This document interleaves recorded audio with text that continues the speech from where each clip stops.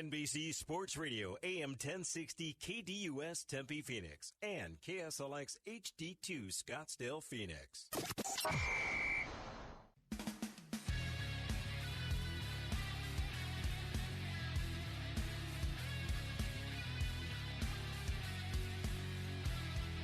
Live from Frasher Smokehouse, located on 32nd Street and Indian School in Phoenix, Arizona.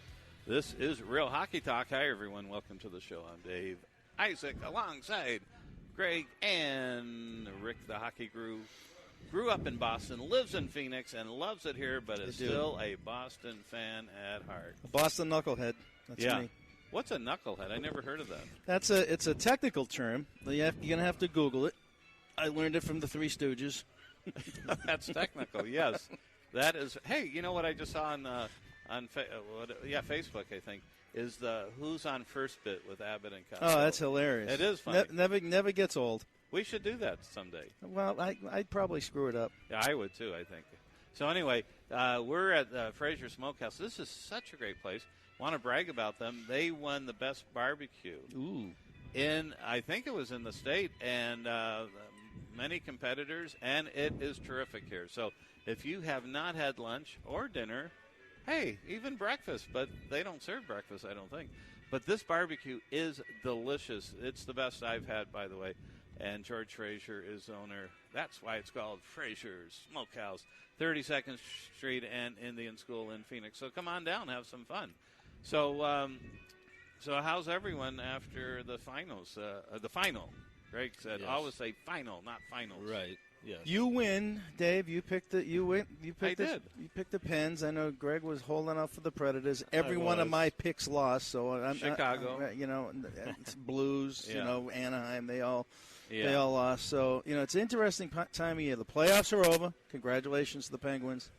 But this time of year in hockey is awesome. You got re-signings. You've got buyouts. You've got contract extensions. You've got trades. You've got hope fueled by speculation. We've got the draft coming up. This doesn't get any better than this. No, this is great. And, of course, July 1st, free agency. So, Greg, you said there were some trades. I don't know if you want to report it now or some not. good ones. Yeah. Well, no, in the last couple of days. But, the one today with Mike Smith going to Calgary. He predicted it. He did go to Calgary. Yep. Yeah, last week. What do I win? No, he predicted it. I did, too. I think you both did? did. Oh. So you have to split the pot between the both of us. Okay. Yeah. And then you will get I'll the take pot. money, though, instead of the pot. I'm going to have a you cup can get full that of money. elsewhere. Yes. Did they say how much of the salary I AZ keeps? I think just 25% of it. You're kidding me. I believe. I'll double check, but it's probably a precursor to something else because Chad Johnson, who they got, he'll go. You could expose him in the expansion draft, and they're going to look for a number one goaltender. And I know a lot of the talk is maybe with the Rangers, try to get like Antti Ranta or something like that. But we'll see what else happens with the expansion draft. There's just so much more that we're going to see now. Obviously, the trade freeze that starts later today. You'll obviously see a freeze in that regard, but there's already some moves agreed upon with Vegas by teams that the NHL's asked not to be leaked until they're the leaking though. draft. It's like Washington. They're leaking. Yeah. Oh yeah. I think Undisclosed sources. Yeah. No, I think Washington George leaks a McKee. lot more. For It's some all reason. coming from the Capitals. Yeah, probably. And I mean, there's a good one when you talk about that. Columbus Blue Jackets, a real up-and-coming team, as we know. They got a lot of good players. They don't want to leave. They've supposedly have done a wink-wink deal with Las Vegas to protect some of their players. So it's a smart time. I love George McPhee when he had him on. He is in the catbird seat right now. Man, he has such a great opportunity to make deals and, of course, select some pretty good players. But also, I like the deal aspect of team saying, hey, don't pick this for this particular asset. Yeah, I mean, Vegas calls the shots. I mean, I think they're getting Columbus's first-round pick, so Vegas is stockpiling the first-round picks, and then they're told to, pick one of these three players on the Blue Jackets instead of somebody else. I think they're talking Matt Calvert, Willie Karlsson, Ryan Murray, the defenseman. Great move by Columbus.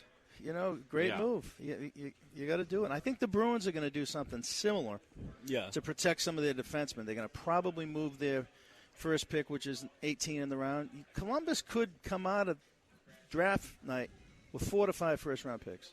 Man, that's going to be incredible. You know what? I want to throw out a trivia question real quick. Who is the only player in NHL history that won the Stanley Cup both years as a rookie? Matt Murray. Yeah, is that the weirdest thing you've ever heard of? Both years as a rookie winning the Stanley Cup. That's like mind-boggling. So here's we talked about maybe kicking around our NHL individual awards. Yeah. Pre-Stanley Cup vote and post-Stanley Cup vote. If you had to do Rookie of the Year, would you still go with an Austin Matthews, or would you go to Matt Murray now because he's won 2 and he was technically a rookie? I'd go with Austin Matthews. Well, I don't know, actually. Well, based on the rules. Well, forget the rules. Yeah, since we just do regular season, even with the playoff, Austin Matthews. I know. I think so, too. But think about it, though. But it's a good point. It is, but Austin Matthews. 2 Stanley Cups. He's got that name carved in there twice. Yeah. But it's not. I mean, it's unbelievable, and he's a great goaltender, and he's obviously a big part of that. It's only going to get better. Yeah, but you got to base Austin Matthews. I know, and I'm jumping Austin ahead. Matthews. Jumping ahead, but Matthews Austin. You got to. Yes, Austin Matthews. I'll go Austin Matthews. Well, I did too, but I just wanted to throw a hand grenade into the table. But I could say Austin Powers. You could, but he wouldn't get it. No. Maybe he's a pretty good player. Yeah. All right. What did we learn, boys? Yeah, what did we learn? Why don't you let's go to Greg. Okay. Well, we learned. I don't know what I learned actually this week. You can borrow mine. It's okay. I'll stay away from Chris Nyland. Why don't you go? We first? learned to get a good signal. We learned that. Yeah. After the break, because my the internet connection's not working, so the thing I had planned, I gotta wait a minute on. Oh, okay. Yeah. I'll go. I'll go first because I have choices here, just in case you guys snuck in, read my notes, and copied some of mine. I have alternative choices. What did I learn this week? What did you learn this week? Did you go to college? Shane Doan is 40 years old. Is contemplating returning to the Coyotes. I heard about that. Which would affect their roster, which needs to be submitted today at 5 p.m. So he's got to say yes or no. Yeah, I mean, all right, so they say he do. They're not going to protect him. No. But it's just interesting. He wants to come back for, I believe, would it be his 22nd season? Yes, it'll be 22. He had a tough year. Injuries caught up with him. I don't know. I'm on the fence. I love the guy because of his loyalty and that he's an ultimate grinder. I don't know. Coming back necessarily helps the Coyotes. I think they need to get that new identity and their new movement and a new leader. And and none of those things unfortunately going to happen. But this is an exciting time of year. But what did I learn? Shane Doan is contemplating coming back. And we'll try to get his agent on. We've had him on several times, and let's ask him, see what he says. I like it. Yeah, no, that's the interesting thing with Doan is that I get why he might want to come back, but I wonder if the Mike Smith trade might influence anything where maybe he goes, another one of my good buddies that I've been on the run with. That's true. We'll see if that comes into play. Right. That's very possible. Or if he thinks he can have a better year, maybe he's playing not just to prove that, and secondarily, maybe this time, since the Coyotes still won't make the playoffs, he'll be playoff bound with some other team. So maybe he's going to use that. Know. That's possible. I mean, but I don't know. Well, so with the trade, the Coyotes have the rights to negotiate with UFA Chad Johnson, correct? So he doesn't have to come here because there's talk about him going back to Boston. Well, right. They really brought him more of expansion draft purposes. Right. Because with guys signed, guys that are eligible, they really haven't had enough, actually. Right. So that's really the key. I mean, Hickey is sort of the main piece, and then that draft pick, it's a third rounder, but if Calgary makes the playoffs next year, it becomes a second rounder, which, and you get rid of most of Smith's contract for the next 2 years. And with the savings, that's where they could try to get a Derek Stepan from the Rangers. Working on that. Right, and I'll talk about that separately. Oh, yeah. Because they're still not going to the promised land with Derek Stepan as their number one center. Oh, I agree. But because they're kicking around, possibly, Dylan Strome going. So are they're going to give up on him already? That is the rumor mill. Oh, I haven't heard that. That was kicked around as he, because he hasn't exactly impressed. Yeah. But he's a young kid still, so we'll see. But what did I learn? Yes. Okay, and I think you'll both appreciate this. Don't assume that. Don't. Well, even though Greg is young, he'll probably know this guy's name, Chris Nyland. Yeah. Mm-hmm. But Chris Knuckles Nyland. Yes. Yeah, that's what they used to call him. Now, he is one of the more interesting characters in the NHL. Of course, he played Montreal most of his career. I mean, he's from my neck of the woods. Rangers and Boston he played. And he earned, obviously, the nickname Knuckles because he used to throw them at people. Yes. So, now, he's sort of known for three reasons. Massive amount of penalties, right?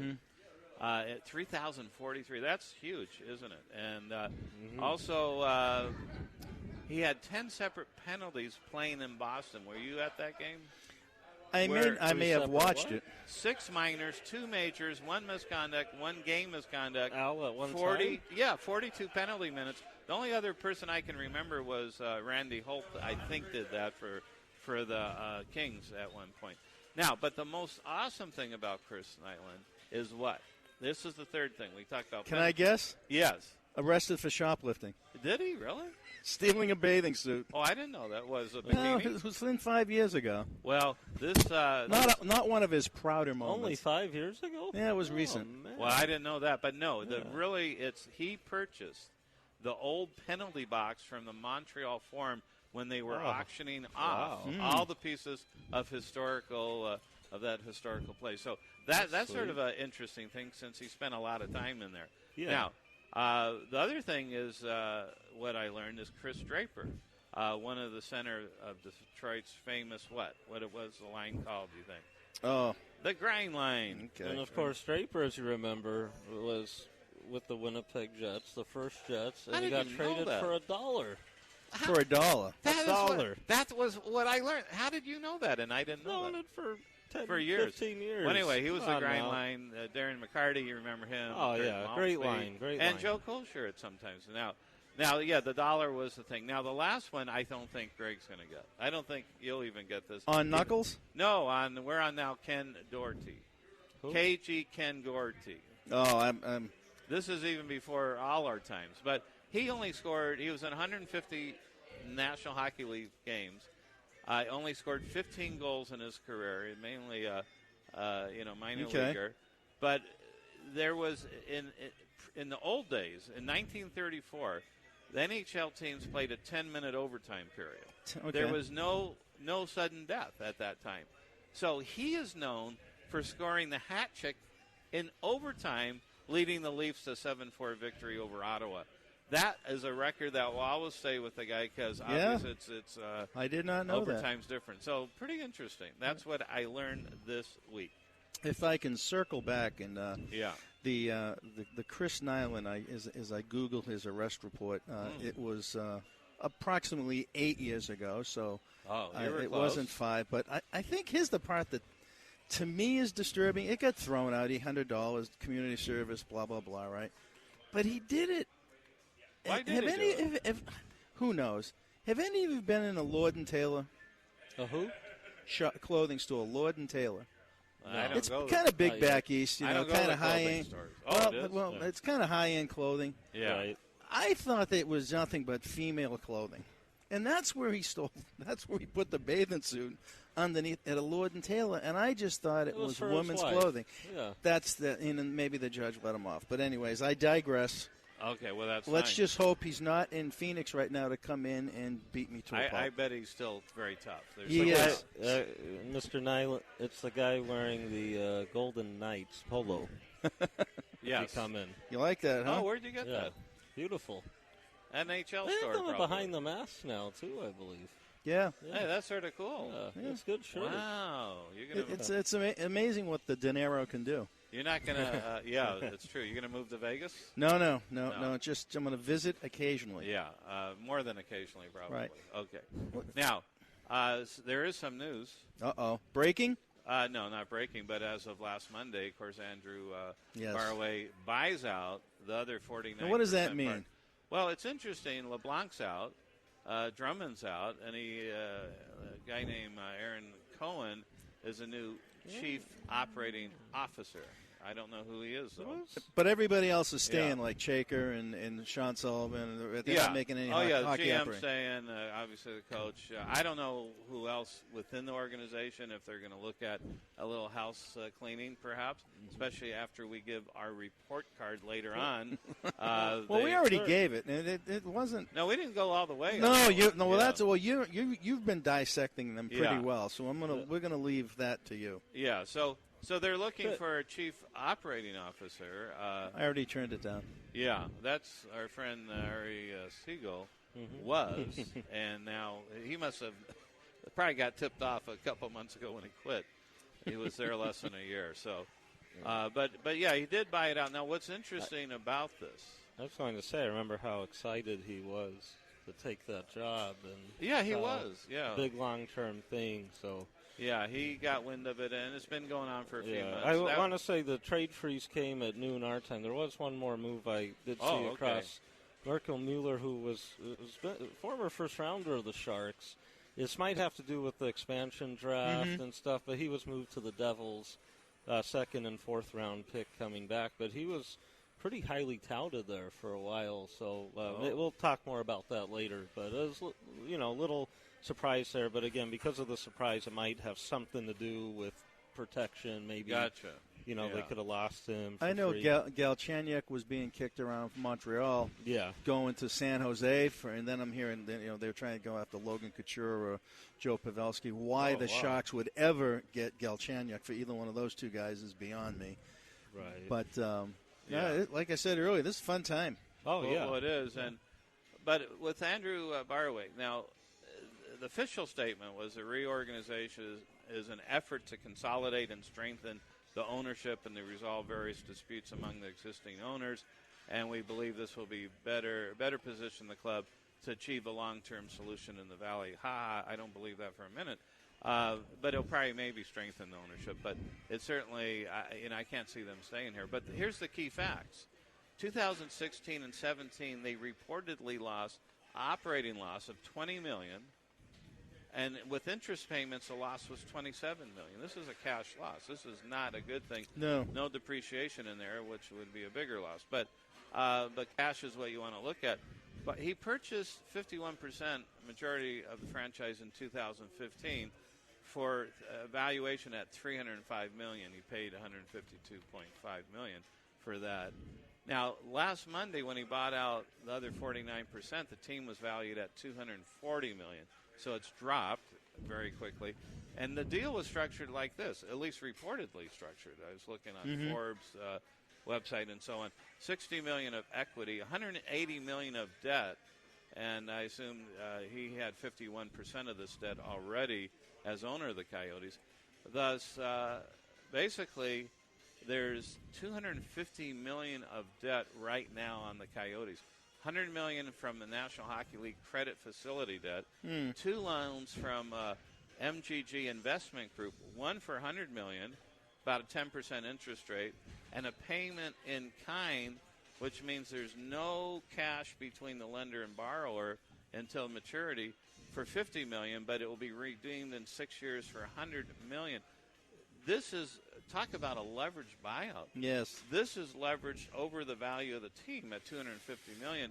And if you really think about this, that's a huge problem. And he's a hedge fund guy, so he's used to eliminating risk.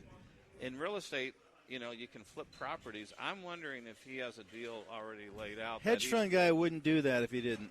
Yeah, that's what I'm saying. Right. And I'm thinking, he must have a deal to send this out of town. Maybe he's working with Axe Capital. You ever watch that? Billions? Oh, Hedge no, fund. I never saw that. Great show. But but it's really interesting from that perspective. It is. He's only worth $50 million. He's not a rich owner. No. And got to have help. That much debt with the 29th in the league in attendance and losing, $27 million a year? I mean, unless he knows he's going to flip this, why would he do it? I mean, really, I think right? he's Gary Bettman's brother-in-law or yeah, something you were saying like that. But here's the thing is that when it comes to that stuff, even when I see it or hear it, I don't know as much about it. But it is tough because with Glendale, you already had Bettman. Oh, it won't work here. So even if you did try to go back and negotiate, that's probably not going to happen. It'll just be like it is now, the year-to-year type thing. And the only option maybe could be if downtown, if NBA commissioner, if Adam Silver jumps in and tries to convince the Suns and Robert Sarver, but Sarver's not going to I don't think it. he wants to. No, he's not. I mean, at least as of now, it seems unlikely. There could always be a change of heart. Things could happen. But other than that, I just think it's going to be really tough. And I know it seems like some of the outgoing minority owners, you can tell maybe have the negative side now going, man, I don't know if we can get an arena here right now. It's tough. And we don't want to see that. We're just kind of speaking how we So feel. did the minority owners leave with any true cash in their pocket? Yeah, it was reported that they put 45 in and got 90 million back. That makes no sense. I know. We have to delve into it more. I want to do this. But that's what Buy into Forbes something.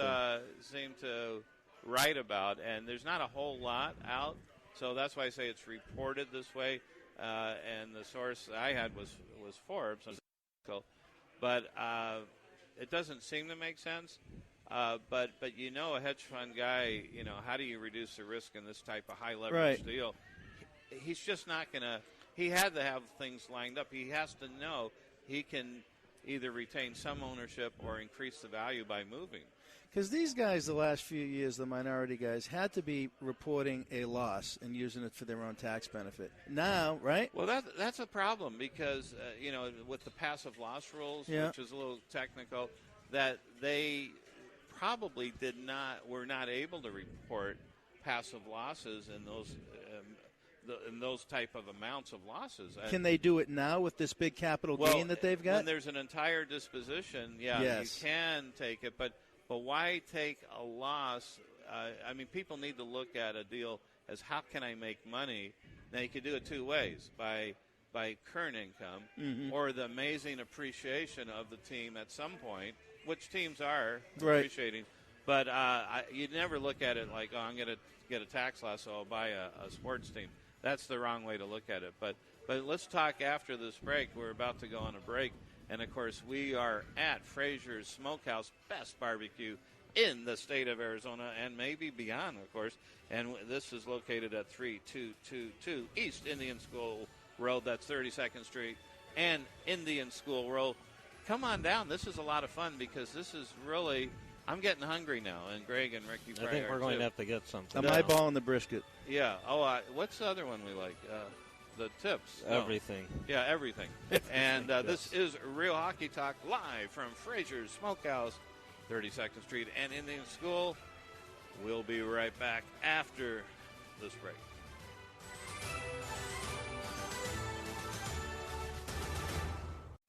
For all the latest on the Cardinals, Coyotes, D-backs, Suns, ASU, and the U of A, visit NBCSports1060.com.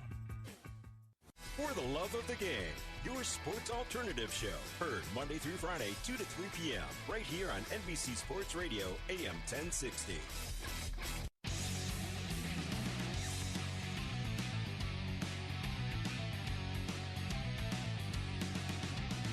And welcome back again. You are listening to Real Hockey Talk live at Frasher's Smokehouse, 32nd Street and Indian School.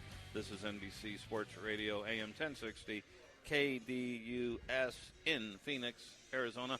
I'm Dave Isaac alongside Greg and the hockey guru from Boston who lives in Phoenix. Aren't you glad, Rick, you live in Phoenix at 121 degrees today? I love it. Golf. At 121 degrees? Well, like we played like this morning. My wife played it early. I didn't play over at Seville. She teed off at 7:15. Oh wow! Finished in 3.5 hours, and tomorrow we'll be playing there at 7:15 tee time, and I'll be off the course at 10:30. But it's still about 90 degrees. Not right? when we finish. Yeah, but you drink water. You're in a cart. You play golf. It's fast. And fast and furious. It's Father's Day. Then come home and have some burgers, dogs, watch the 4th round of the U.S. Open. Oh, yeah, that's excellent. And, Okay, well, you've braved the heat very I have. nicely, and from the cold to the hot. Love All it. right. So you got some more trades, you said. Well, a lot of things have happened this week that I think we should look at each individually. I want to go back to some of the Coyotes rumors, and Greg talked about the Mike Smith move. There was a minor deal. I mean, Nick Cousins is a Philadelphia Flyer that comes over to the Coyotes. I mean, he's your typical third, fourth line center. I mean, another guy. He's a filler. He's okay. Not really a showstopper, but they did make a move there. But the Derek Stepan rumors are hot and heavy, of him coming over to the Coyotes and be the number one center from the Rangers. Now they know they have Christian Dvorak. Obviously, he's not going to be a number one yet, but he's a solid centerman. So they're working on Stepan, who did not have, if you remember, didn't have that great a playoff for the Rangers. Right. He takes a pretty serious cap hit of $6.5 million. But some of the names being kicked around to get a player like that, besides draft pick, is they are throwing out Anthony Duclair back to the Rangers where he came from. Right. Dylan Strome's name has been kicked around, but here's the shocker. Now, granted, this is all rumors. Ekman Larson has been thrown into the rumor mill, too, to sweeten the pot and have more guys going back, which would be surprising. Oh, yeah. No, the thing with that, I think... Or not. Yeah, I think it's more of maybe a certain team out east had inquired about him, a different team. And, of course, he's not going to be moved. But what makes sense, though, in a way, is that the Rangers, I know, really want a top-pairing defenseman. Stepan won't get that. Right. Or at least not a legit one. And then, not that Ekman Larson would get moved, but to get a guy like that, you would, for a Ranger standpoint, have to add significantly. But from a Coyote standpoint, if you ever did move Ekman Larson, you would have to get a younger, legit number one guy already for something like that to happen. But I did hear what you were saying. What's interesting with it is how do they make a deal work out? Because it sounds like you said, the hot and heavy, they're getting there. But because of what the Rangers want, the Coyotes don't really have that fit unless maybe there's a three-way move that happens. Someone else in there, right? Oh, yeah. Or as part of it, if there is a prospect like a Strome or someone, a young guy going back to the Rangers, maybe the Rangers flip that young player to a team that has a top-pairing type defenseman that they could move. When you look at the market, Hamannik's out there with the Islanders, Brodin with the Wild. And he's tied to the Bruins in rumor mills. So guys like that, but, because, one, I don't think the Coyotes would trade a guy like Chychrun, but, even if Wood, a good young defensive prospect, it's just not enough for Stepan. Plus, again, the Rangers are contending now. But they're old. They need to get younger. That's true, and maybe they do, and that's why maybe there's more to it. In some pieces they get back, they can move to get that legitimate, top pairing type defenseman in their prime, and those aren't available that much. So it's tough to do, but it would be interesting. Well, to Arizona see. has 2 first-round picks, and they've done pretty well drafting-wise. Now, is this a deep draft? They say it's deeper versus star-studded. Right. There could be some showstoppers here that move around. That you mentioned Ranty earlier on the Rangers coming this way. But actually, you said the Coyotes did well in the draft? In the past few years, I think I'll give them a decent draft. I did analysis of that. And let's start. We could start with, I don't know where you want to start, but maybe 2004 Blake Wheeler. That did not work out. Well, that's 13 years ago. 2005 Well, Martin we're talking Hanzal. about the current scouting staff. I was just old enough to drink in 2004. But overall, Peter Mueller 1 year was. Oh, that was a bust. I wasn't even old enough. He was 54 points rookie year. And that was it. But no, 2007, Kyle Turris, number 3. How'd that work out? Not good for the Yotes, good for Ottawa. But Bodker, 8th overall in 2008. He's just another guy now. Didn't work out. Now, in 2009, Oliver Ekman Larson, 6th overall. That was good. Brandon Gormley in 10 did not work out, and I always liked that guy. I don't know even where he is. Oh, yeah, and remember, Greg, we were talking about the goal to Mark Vestatine. Remember that? Yeah, I don't even know where. So they had two number ones. Then you go Connor Murphy, 20th overall. Good pick. Yeah, that wasn't bad. Samuelson, is he still on the Yotes? No. I don't even think he's playing anywhere now. But then the most recent ones, you got Max Domi, 12th overall. Definitely a good pick, no doubt. Perlini, 12th overall in the next year. That's it should be. I mean, we gave him good grades last week. Yeah, we gave him great grades. Dylan Strom, now you. Jury is out. Sure, third overall. He had a good Memorial Cup. Nick Merkley, 30th overall. And then Clayton Keller should be, and Jacob Chikrin, too, 16th. Well, Keller's not ready. He's got to go back to BU. I mean, I think they signed him. Yeah, he's done with college. Because they signed him. Did they? Yeah, he played, obviously in a couple games last year with the Coyotes. I think he'll, obviously, you could go to the AHL, take some time. Maybe that's what he'll end up doing. I mean, he has a chance to be tremendous, but you got to be careful. Johnny Gaudreau looks like a bodybuilder compared to Clayton Keller. And he's amazing. Johnny Hockey, yeah. He is. So, that's the only thing that worries me about Keller. He needs... Keep his speed, keep his hands. He needs 30 pounds of muscle. At least. And so it may not be this year. But overall, I wouldn't say the greatest picks number one, but certainly Max Chikrin's a great pick. Yeah, well, it's still early, but he had a good year. Yeah. He it's the sophomore swoon for a defenseman. That's any true. Player. Here's the thing, Dave. I think you're way harsh on things you really shouldn't be. As Rick harsh. said, Chikrin was just drafted. I mean, you got to give years. Yeah. I mean, and you got to remember a successful draft. A lot of scouts look at it. You get 2 NHL regulars from that draft. It's a successful draft. Right. So let's see what happens. But I think they've actually are doing very well the last few years. But the last few years, no doubt. The key is definitely the development of them. Right. It wasn't right keeping Chikrin up last year. Was that the best way for him to develop long term? I don't know. Maybe not.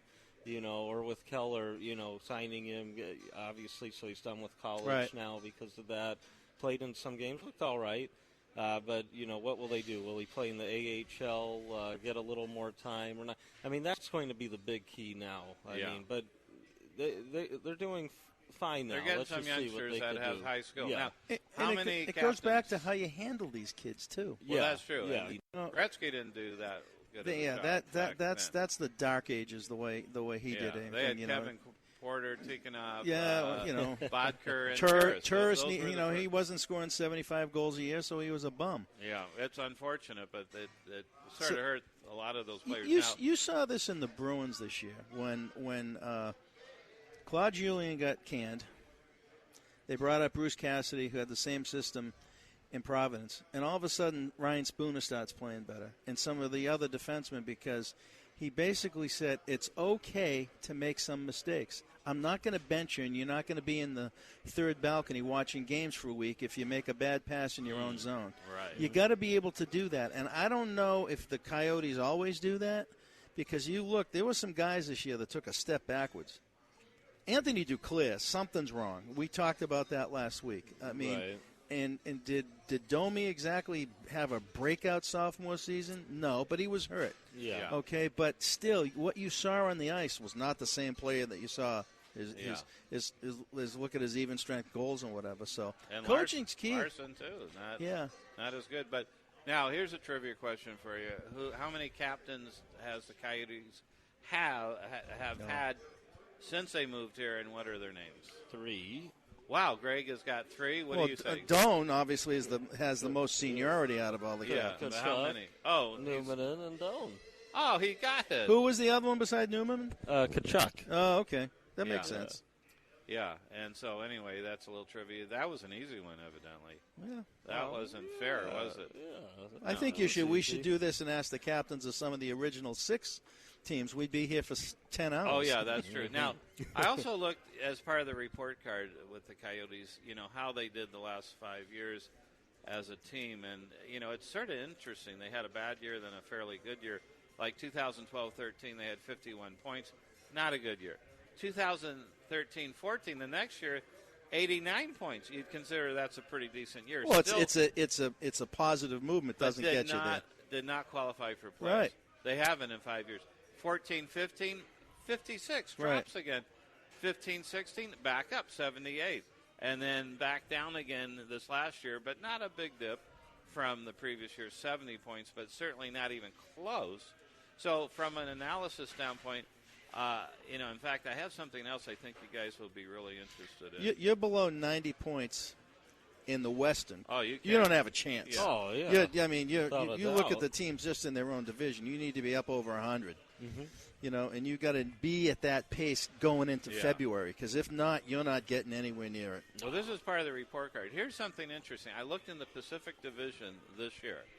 All right, Pacific Division, the top 50 scorers, and I broke it down by percentage who had the most.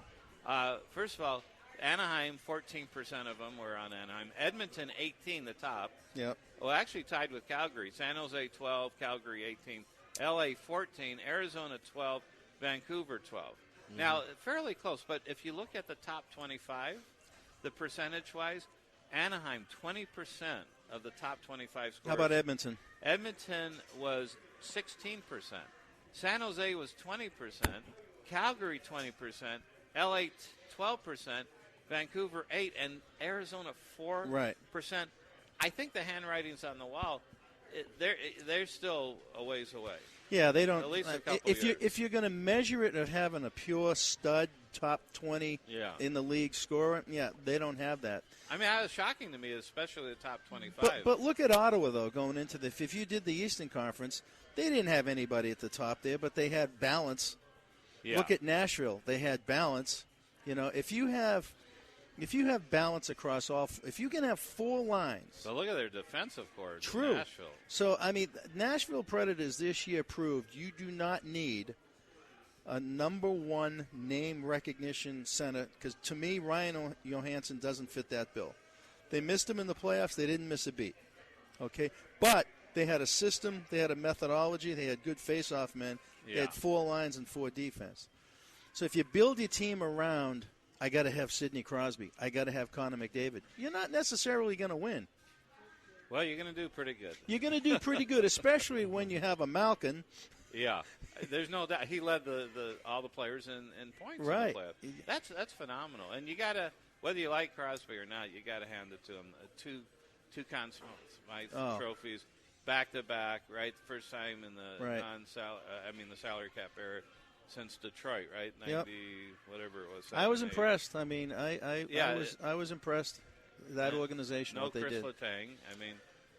I thought it was nice. You notice when they did raise the cup, who's on the ice in his uniform? Chris Letang. Yeah, that was cool. That was really cool. He put it on. He came out there, and saw Chris Kunitz holding his daughter, because he may not be back. Yeah. Marc-Andre Fleury may not be back, and what a class act he cool. is. He's a really. He is the ultimate teammate of how he was, and he didn't argue. He didn't complain. You look at his statistics. You Google him. Mm-hmm. He's headed to the Hall of Fame. Yeah, I mean he'll probably not be back. What, Vegas? Yeah, Vegas. How about here? Yeah. Well, as of now, he's only willing with the expansion draft, and I think Vegas will take him. Will they flip him? Is he willing to? I think he move is. On? If he is, he said those type of things to the media in the breakup meetings. But as we said all along, going into next season, this Las Vegas team is going to be competitive. Yeah, I think they could be better than the team here, more point wise. And they put, and that's not really a reach, by the way. Okay, but I mean, if they have a Fleury. They're contenders. If you look at some of the guys they pick up, Van Riemsdyk, they could surprise. To the point where I think they're going to do so well, they're not going to surprise. And to the point they're going to do so well, I might move to Vegas. Okay. What? We might move you. Yeah, exactly. They'll be competitive. It's going to be interesting to see, though, with some of the first-round picks they end up collecting and assets from other teams, like with the Columbus situation, is You want to stockpile, obviously, get those young Right. players. But, if the right opportunity presents itself where there's, a big-name player that they might have an opportunity to trade for, maybe they do that. But I think, I'm excited to see because there are good players. Oh, in the this is the draft. best. I mean, no doubt. They're going to then, and in free agency, maybe they bring a few guys in. And we'll see. I mean, but they should no doubt be pretty competitive next year, and that's why you got to love the parity right now. Right. Really. But here's the question: Detroit has the octopus, right? right. Yeah. Nashville has Catfish. Catfish. They're big catfish too, Right. by the way. What will Vegas have? Will it be scorpions? Will it be poker chips? Will it be? What do you think? What will they throw on Lace that? teddies. Oh, I like that. Hey, now we're Be talking. fine with that. Hey, I never thought of that. Okay. Maybe- From some of the showgirls. I Wonder don't if know. Chris Nye wears Yeah, that. he could. No, I think you have a situation where they throw nothing. Yeah, you're I probably don't think right. anything. I think it's going to be a great place. I It think is. they're. Yeah. I mean, right? It's in between Monte Carlo and New York, New York. I mean, it's another event. I mean, Yeah. people Yeah. go there. They can see a show, or you could catch a hockey game. I mean, what better venue is there than that? Well, you know what? My wife and I talked about doing a road trip this coming season and going to Nashville. Besides hitting the, Oh. and I know you're not a country music fan, but going to the Opry. But and- I love country. that's music. good. And then hitting Bridgestone Arena, catch that game. I want to see the atmosphere. I want to see what that's all That's about. a heck of an atmosphere. We're gonna target that. So if you segue into Vegas, all the things they're saying with the entertainment and all the options that they have up there, Yeah. it's going to be a destination. I do think so too. I really do. And Oh, yeah. Easily. I don't know. I think we should get on the air in Vegas I think we should. and talk about the team more and go there Well, once a week. They're going to have the Rat Pack singing the first national anthem. Frank Sinatra. Are they? Yep. They've already announced it? Sammy Davis, Dean Martin, they're all going to be there. Really? Joey Bishop's going to do a cameo. We had – no, you're kidding, right? But they do have a Rat Pack No, show. They do, but you don't want They you don't want those guys. No, they actually froze some of those guys just Oh, for the yeah. season. That's right. Yeah. That's right. And It's They going to will be, be there. yeah. There's Yeah. options. I mean, there's it could be Celine Dion. You could and it have could be Celine. You could have country stars. You could have opera stars. You can have everything. comedians. We could make the building disappear, and then it's all of a sudden yeah, it's back David on. Copperfield, you the could do it MGM. all. No, it should be good, and it's supposed to be just a terrific arena. Oh, we'll find anyway. out. So that is very exciting. Now, I don't think we finished our report card on what I don't think we. Well, with Tippett, did we? I don't remember. think we. I don't think we did. Last week was tough because we were all over the place due to technical we were difficulties. challenged a little But bit. we did talk about. We did grade Chaker and Tippett and the team. We didn't get into the detailed analysis that's right. that I think we can. If we start looking at some organizations and let Greg talk about the Kings, I talk about the Bruins. You talk about the Coyotes, Yeah. and I think what we're going to see Is a big is difference. three vast differences on the way Yeah. teams do things. And I have opinions, of course. That's why I'm on here. One of the most disappointing factors that I see in the Arizona Coyotes is their, I don't know if it's their lack of resources or their lack of willingness to really scout college amateur hockey in the United States. You mentioned that a little bit last And week. it bugs me. Yeah. Because right now about 31% of NHL players come from NCAAs, including good Canadian kids now that come down here and get an education. There's a lot of so I'm great not players. just saying it's Americans. It's international players, but that level of play is fantastic. They have 3 or 4 guys on the roster that had college. Yeah. If you looked at that Penguins team that went and shook hands on the ice against the They had Predators, quite a few. they had 15 guys Yeah. that are NCAAs. Heavy Hockey East. Yeah. Well, It makes a difference. And they're turning around with that. I mean, with Keller and then Hickey, who they got in the trade today, the defenseman. He was with Boston as well, and so they're listening to you. Yeah. Well, I Well, think that's the good. Keller thing's really the USA program and part of those St. Louis kids. Yeah. They drafted him before he went to BU. I mean, he played the 1 year there. You know, let's see what they do this year. Yeah. Okay, you know, we'll talk more when I get about the Bruins, and we talk about where they're coming up, and they're stacked in what's up and coming. They have got some up and coming. Yeah, they got a lot of great players, starting with Charlie McAvoy and other guys that were Hobie Baker finalists. They're stacked. Wow, nice, you know, and they do, and you know, it's one thing to have them.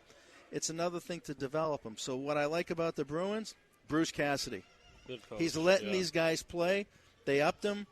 Kevin Dean, who was in Providence, who was the Providence coach, moved him right up to be the assistant with Bruce Cassidy. So they're backfilling the system. They're going to let these college kids, Sean Corrali, Frank Vetrano, go play. And they're not leveraged above their value. Right, and that's what I'm hoping Vegas doesn't do. They don't take stupid contracts. Don't take anybody beyond 3 years. Let the rest of the team pay for their mistakes. Okay. I agree. In most cases, I don't think they will. Maybe one or two if they get a significant. Depends on who, though, right? Right. Yeah, exactly. But that'd be. Yeah, I'm excited to see. Man, I just still can't believe. And they're submitting all the teams their list to the league today. 5 p.m. East Coast time, right? Yeah, and then we'll find out tomorrow morning when we wake up, because 10 a.m. Eastern tomorrow. So right here in the West, 7 o'clock, wake up, and we'll see who our team submitted and may lose. Here's an example. You're George McPhee. Great guy. Obviously, we love him, want to get him on here again. Would you take Bobby Ryan for 5 years and $7.25 a year? No way would I do that. I don't care what he did this postseason, because it was an anomaly.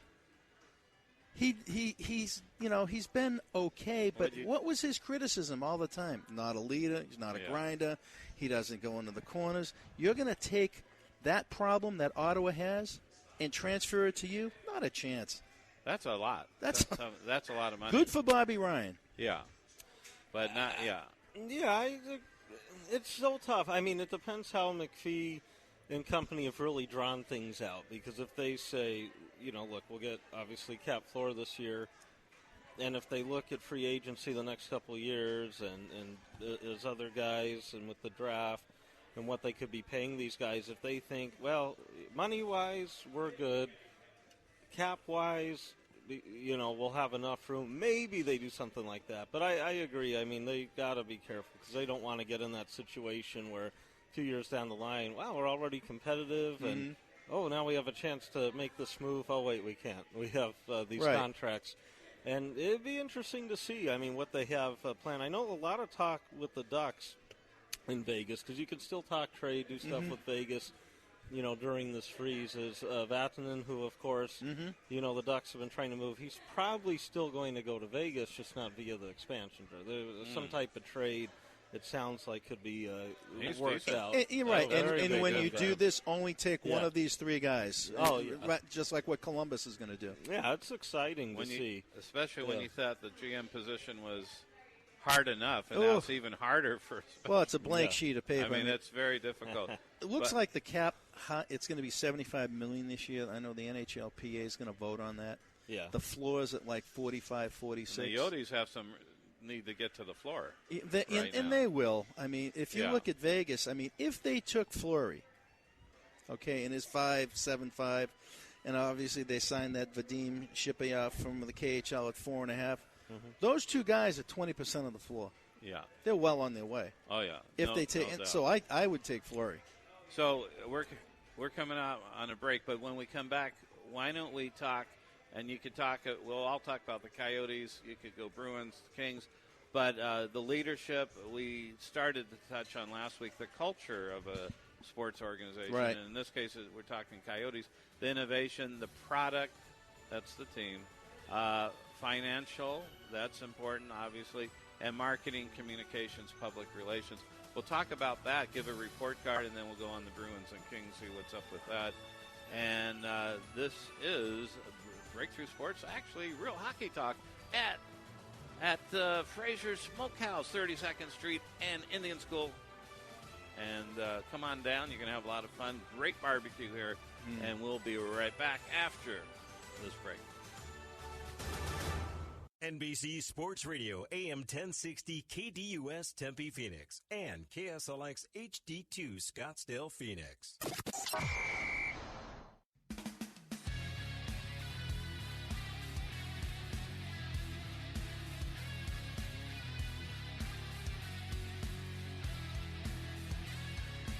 And welcome back again. You're listening to Real Hockey Talk, and we are live at Frasher's Smokehouse, located at 3222 East Indian School Road. That is 32nd Street and Indian School Road. Great barbecue. They won the barbecue championship, and definitely the best in Arizona, no question about it.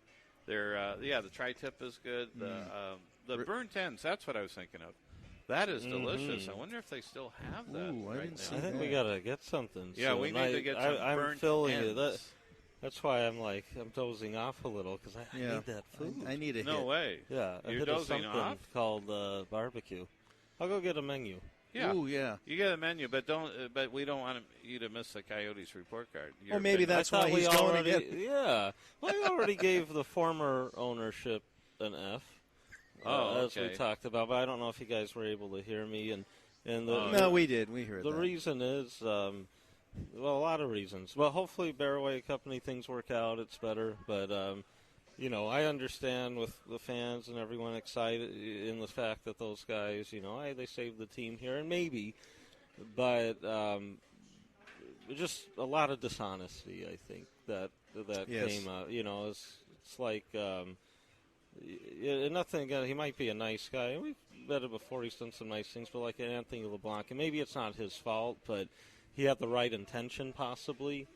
But you just have to be careful because I think you really get everyone so pumped up, but the money just wasn't there and things like that, and so that's why an F in that regard. Is that under the leadership category? And that too. Yes. And of course leadership. You know what they say: the fish thing. rots from the head. Yeah. Oh, that's. I've never heard that. I never heard it, but I heard. Well, speaking of food, yes, I'll be right back. I'll hear you guys over. But ownership, last week it was 7 changes. Now it's 8 in 21 years, so more than one every 3 years. So not good. It's just hard if you think about it. Everyone has a different philosophy. It's like no one's in control. The bankruptcy era, and then trying to find an owner.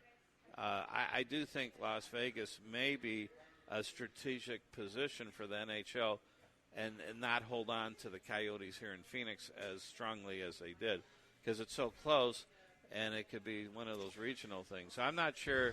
That bodes well for the Coyotes. I still think the NHL cannot allow the Coyotes to fail and will not let them fail.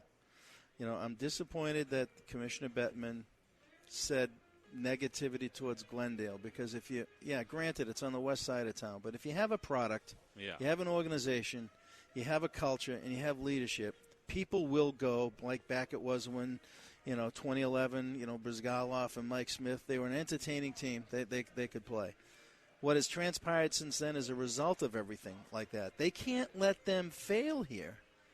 Okay? Well, and then part of it was the Sun Belt strategy. I mean, it was because the 6th largest, the biggest city here, TV market, they thought it would certainly, and it would with NBC's contract, up the ante a little bit. But there comes a point where it starts chipping away and maybe hurting the reputation of the NHL. Potentially, it's been a shambles. I mean, it's really, and now it's highly leveraged. I mean, that's craziness. I mean, I can't wait to really see what, Barwa has in mind by all this risk, or maybe he's somehow reduced his own risk. I'm not sure how he did it, but I think it's a real problem. Actually, and I think the time has come. Actually, and Greg's back. Before we move on, some serious breaking news. They do have the burn ends. Oh. As a side, would you like baked beans? Baked beans, yes. Okay. And Rick? Fries. Okay, we're getting some fries in there. Now, Do you want the burnt ends too, or is there something else you want? That and a little brisket would go over really brisket well. Sandwich or no, just on a plate. Okay. What am I getting? The meal? The burnt end meal with 2 sides each. Yeah, give me 2 baked beans. 2 baked beans, and then fries for both. This is the first time we ordered live. Yeah, on the live. radio. I mean, but it does sound good because the listenership has just exponentially gone up. That's right. I think food is always people good. are veering off the 51 to come here. But that was argument, Rick, for many years, and they didn't want to lose this market, but it really hasn't proven.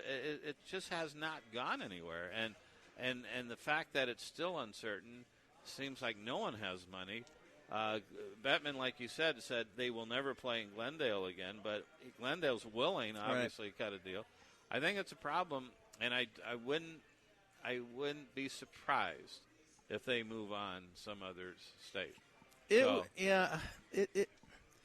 As we've said, that franchise up in Vegas was $600 million. Now each team got $17 million. The league got the rest. Okay, why move a team when you're not going to get that revenue? Now, there are takers up there, but I'd rather the league. If you're smart, you'd rather have, Hartford or Portland or Seattle, Kansas City. Any of these teams that have been kicked around an idea. Let them pony up the $600 million or Quebec City. I think they'll do that. There's another expansion team, I think, in the works. But I do believe as well you got a relocation action here. I don't think they're going to dismantle the Coyotes, but I think there's other cities out there, whether Seattle, Portland, maybe Quebec, that could use a team. They could. And it would – their attendance would skyrocket. It's like moving – here's how you look at it in real estate. Location's everything, right? So you have a team in an area that's not generating attendance, and you move it, and it's the valuation methods are based on income stream and so on. So obviously it's not there with the Yotes. But if you move it to Seattle, Portland, some other place that, like Vegas show, they can prove big, huge season ticket holders, sellouts pretty much. I think the time has come. Maybe that's what Gary's going to loosen up on, Gary Bettman, because the reputation, I think, is a problem. You can't have 8 ownership changes in 21 years and complete uncertainty. It hurts the overall league, I believe. Right. It's like, one bank robbery after another. You keep hearing about it, but I wouldn't quite it that way. That they pick up the paper and they say they weren't very talented. Maricopa County is the largest growing county in the United States. They look at the metropolitan Phoenix area, what's coming in here. Yeah. You look at the snowbirds, it's not going anywhere. The west side is still developing, as you know. Both sides are developing, and so is east. Yeah. So I think it comes down to finding a way to fund the team, turn the management around, get solid ownership. I still think at the end of the day, the NHL cannot let the Coyotes fail. Well, we'll see. And I would like Gary Bettman to come out and say, you know what I said about Glendale, I apologize. Yeah, because that might be their only hope. Right now it is, and that probably what has happened to the Glendale taxpayer is unfortunate. Ooh, bad. Guess which city in Arizona has the highest speeding ticket base price? Oh, Glendale. $475. I found that out through a friend at a driving school. Most expensive. It's Glendale. Really? Yes. They had to make it up somehow. They need I'm sure that's part of it. Don't get caught speeding in Glendale. Just in that little area where it's Glendale, Peoria, Glendale, just make sure you're in that little Peoria spot. Exactly. That's right. And so leadership, we all agree it's probably for the Coyotes. Yeah. Well, based on last year, yeah. Yeah. Now, culture. How about the culture? To me, it looks like it's a culture of one's job is to protect one's job. It looks like you're guarding your turf because there's been such instability in ownership and style. Now, I do want to give a great shout-out. I think this guy, one of the best Coyote employees, former president Mike Neely, did a great job during the BK years, the bankruptcy years, right, Greg? I mean, he was great. Great guy. I mean, it's not easy, and he did a phenomenal job. He's now executive director for the Fiesta Bowl and doing a great job there. We've had him on the show a couple times, and we do want to give a shout-out. So they have had talent, and sadly to say, when the new Ice Edge came in, he was out. But I thought he did a great job. Now, Tippett has more responsibilities, executive VP of hockey operations. Is it to protect his job? I don't know. But that, a lot of places, a lot of other organization may have fired him by now, not making the playoffs in 5 years. The GM, well, I don't know. We'll see what happens with him. I think with Chaika, and he's now, they other day, Barroway, they with Chaika and Ari with Cohen, the legal counsel. He goes up to was it COO and Chaika, alternate board of governors, that stuff. I do like Chaika a lot. I think asset value-wise, most of his moves have been... And I do like this Mike Smith trade. Even though I do think Smith was their best player last year, you had to do this, and the good defensive prospect they got back. But but how are his hands tied? With Tippett there as the VP, and with money potentially, what comes into play there with that? In that sense, or does Tippett kind of breathe down his back saying, well, this is veteran I really want on the team, this fourth-line guy, get him no matter what. Right. Does that happen? Who knows? We'll see if that does. Big offseason for them because they do have those assets to work with. There aren't many coaches in the NHL that have that type of power that can tell a GM, I want this, and that's like a Mike Babcock. Oh, yeah. It's guys like that. Even maybe, Claude Julien a little bit because, he kind of basically blew up the Canadians when he went up there and kind of changed who was playing and who wasn't. I mean, you need a well-oiled machine on all levels that the GM's office, and I know they brought Sean Sullivan in there who is a hockey guy that can probably help Chaika. It starts in Tucson. It starts in the draft. It's a culture. It all has to be kicking on all cylinders. Well, there's no doubt. And like we said, they brought in Ari Siegel from the Ducks organization, actually the president, I believe, of the Goals. Yeah. And, chief operating officer, lasted less than 1 year. Right. Obviously, he knew what was going on. It's a culture of instability and not making the playoffs in 5 years, but I don't think that's as bad as just the overall problems involved when it comes to leadership and management and lack of direction. Relying on such little money, because that, I believe, is a problem. And you need to be open to be criticized. Well, you do, and I'm not sure they like that either. They don't. So now innovation. Actually, I don't. So wait, on culture, we all give them. I don't see a culture. Yeah. So F. Well, yeah. They just didn't have that. Compare the culture to what Nashville did. Remember we said last week how they built up the fan base with Poyle and everybody. They didn't do that here. No, not at all. And you get Canadians that spend 5 months a year here. Yeah. Now innovation, I give them a better grade. Why? Because of Howler? No, because they he comes in. Performance data analytics, was it desperation or was it innovation? I give him a C for that. It's a good try to see break the mentality of tradition, and maybe that works. How about you guys? It's part of it. It's not. You can't completely run a hockey operation on analytics. It's part of the process. Yeah. Well, but still. What do you him then? I gave him a C on innovation. I'm giving him a D. Okay, Greg? With Chaika? No, innovation overall. I'll give a high grade for innovation if they come up with something like Billy Bean that nobody else is. Right. Yeah. Just by hiring an analytic guy doesn't make him put him ahead of the curve. Unless he's Jonah Hill. Right. Do we need this guy in this room? Yes, we do. Yes. One of the greats. Man. Yeah, I can't really answer that. I mean, the innovation overall, I'd say lower grade. But I think Chaika himself, as long as it's not all analytics, I can't answer because I like him as a GM. The organization itself is blah. So that's the thing. All right, so you give him innovation a C? Are we looking at a whole or from Chaika? A whole. Yeah, I'd say that. I see right now. Okay. But hopefully, as Rick said, hopefully we see something good from it. Right. Okay. Now, product. How about, okay, everyone seems to be laughing here. Okay, product. What would that grade be? If I'm referring, to play on the ice, the product, entertainment, the winning. Well, value. Yeah, who was last year? Did you go to a Coyotes game to particularly see the most exciting player in the ice being a member of the Coyotes? Oh yeah, all the time. Right. Yeah. Okay, Yeah. That's sarcasm. Yeah. It's you got to look at it from top to bottom. You got to look at the talent, and you got to look at what's in the system, what's being drafted. And I give them good marks as far as how they've drafted in some of their youth.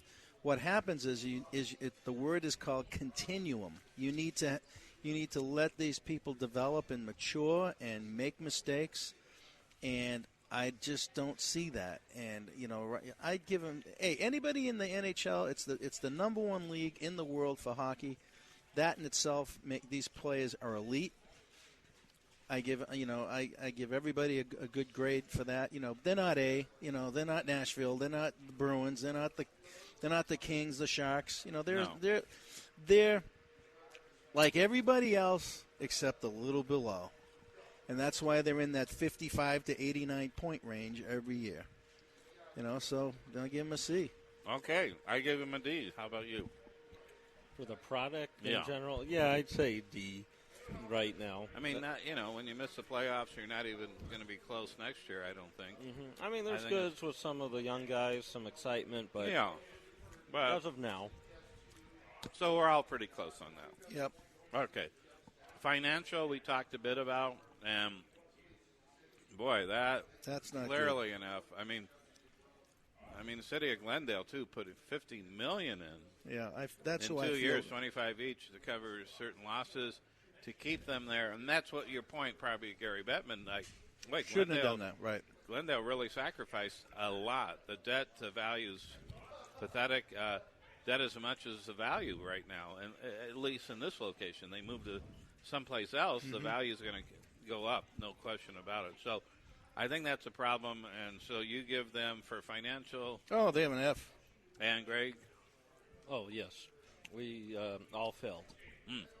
All right. How about marketing, communications, and public relations? F. And your reasoning?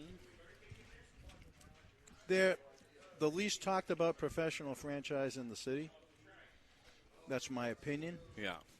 Community outreach is limited as far as entertaining and educating the fan base as compared to, say, what the Predators did, which really drives me crazy because you have, during the height of the hockey season, you have all these snowbirds come down that are coming down from Illinois, BC, Alberta, and these people go to hockey games. Yeah, they may go to see their favorite Calgary and Vancouver and these teams, but that's okay. All right, you still have to build it up. I just didn't see the team doing that level of outreach to get everybody on board, and that comes to the finance. They don't have the money to do it. And maybe the personnel, too, because what Tony Robbins has said actually came from Albert Einstein, the definition of insanity, doing the same thing over and over again, right? Yet expecting, different results. And I think it's, if you look at it closely, the same media people attend doesn't make a difference. Who cares if it's, Right. ESPN or some other big station? It didn't make a difference. It's the same mentality, same behavior, same protecting one's job. And they don't accept criticism. Yeah, and or innovation, and maybe that's maybe I gave them too kindly a C on this, but innovation, a grassroots approach to the media, to fan base. Doug Moss used to do that, and I'm going to give him a shout out too. I thought he, although paid a lot of money, and I think that's probably why he left, but he had innovation. He had a grassroots approach to fan buildup. And I don't see that at all. I think, certain issues there that Right. could be a problem. So I think if you look at it from an innovative standpoint, the organization as well as the individuals in the organization, they sort of, to this point, stay embedded in their own self-imposed limitations, never to keep up for example, with the changing environment or rising above their own past performance levels. And it really takes new ways of thinking and behaving and new belief systems that will really propel the organization and individuals to see things above what they think they're capable of. And I think they're stuck. It ties into the culture where, oh, poor us, we have no money. It's almost, it came down to an expectation, another year, guess what, of the same results. And I think it's going to take a lot of self-searching. Maybe this new change of ownership, maybe there'll be a shock to the system if he does things differently, and maybe that's a good thing. But so far I have not seen anything except repeat patterns on treating people and treating media pretty much the same, good or bad, and hasn't worked. So if it hasn't worked, hey, it's time to think of something different. I think the populist term, not to get into a political argument, it's called the swamp needs to be drained in Glendale. Oh, that's wow, Greg, what do you think of that? That needs to be drained at a lot of places. No, I think with the innovation and everything, I will say it's getting a little better with the youth in the sense of working with the community. You are seeing them out there a little more, and things like that getting better, and bringing it down to Tucson, with the AHL team there. We've seen, the groups, the Coyotes, development guys going down there working with the kids, with ball hockey, all that good stuff. So that's a good thing. That's coming in. We've seen a little more of that. But, yeah, I think overall it ties in with the marketing.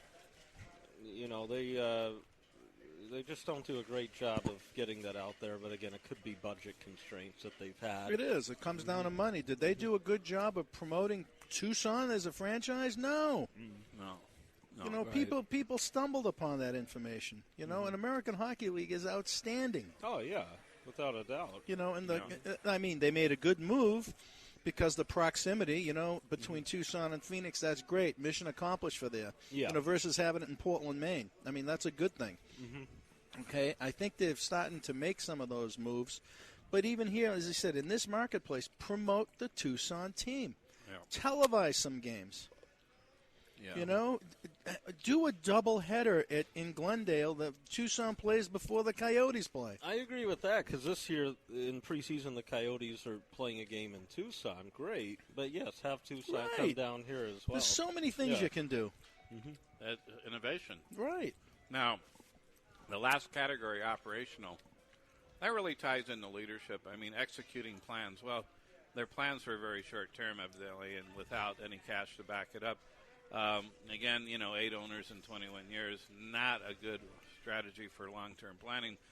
Best practices, have they really had any training in that? Have they done anything with best practices? Delivery of the product, and that's what you're talking about, delivery of the product. Get Tucson up here. That's delivery of the product. Where will it be delivered also next season? Also, the delivery is where will they be playing? Well, we know it's in Glendale next season, but after that, that's a problem. Uncertainty alone will create a lack of sales with corporate advertising. That's also a big problem. So it's one big related circle. Hamster wheel. Yeah, of the same people doing the same thing, except the owners change and go. But maybe it's time to look, different ways of looking. Now, I do want to give a shout-out who I also think did a great job. We've talked about Mike Neely, Doug Moss, and Jim O'Neill, great guy, great asset to the Coyotes, I believe. He's director of security and just does a great job. Yeah, he really does. You know him too. We've known him for 20 years or so, and he really has a good sense of what makes sense. And he's a professional and he's a and he's common sense, right? Yeah, good person and great at what he does. So that is our. Wow, that's our report card, sort of a abbreviated report card. We can go in more depth. Maybe we will someday. But at this point, from what we see, this is what they get, which is what? An overall grade of D-. All right, Greg? Yeah, in that range, D. Yeah, about D-. Okay. So, anyway, when we come back, we're up against a break. We are going to what? talk about, the Bruins and the Kings a little bit? We can do that, and with some final thoughts on Stanley Cup. What the biggest surprises? I think we should kind of lead with that because I got some things on the tip of my tongue I want to babble out. I think that is the tri-tip on the It could be.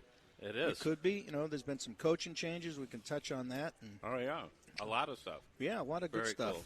And we want to remind everyone we are here till 3 o'clock at Frasher's Smokehouse. What a great thing. I'm having burnt ends right now, Greg. Oh, you are too. What are you getting, tri-tip? All of the above. Okay, you've had an assortment of things. Really good place to come down, and I think they're open till 8. It's a great place. They won the best barbecue in, I believe, the state of Arizona. And you definitely want to come down and enjoy barbecue right here at Frasher's Smokehouse, 32nd Street, and Indian School. And we'll be right back after this break.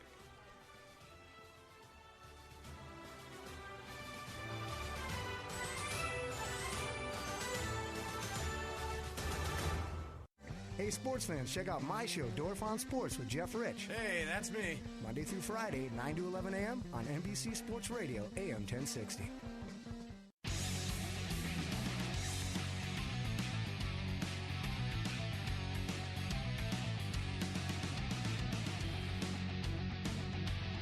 And welcome back again. You're listening to Real Hockey Talk / Breakthrough Sports.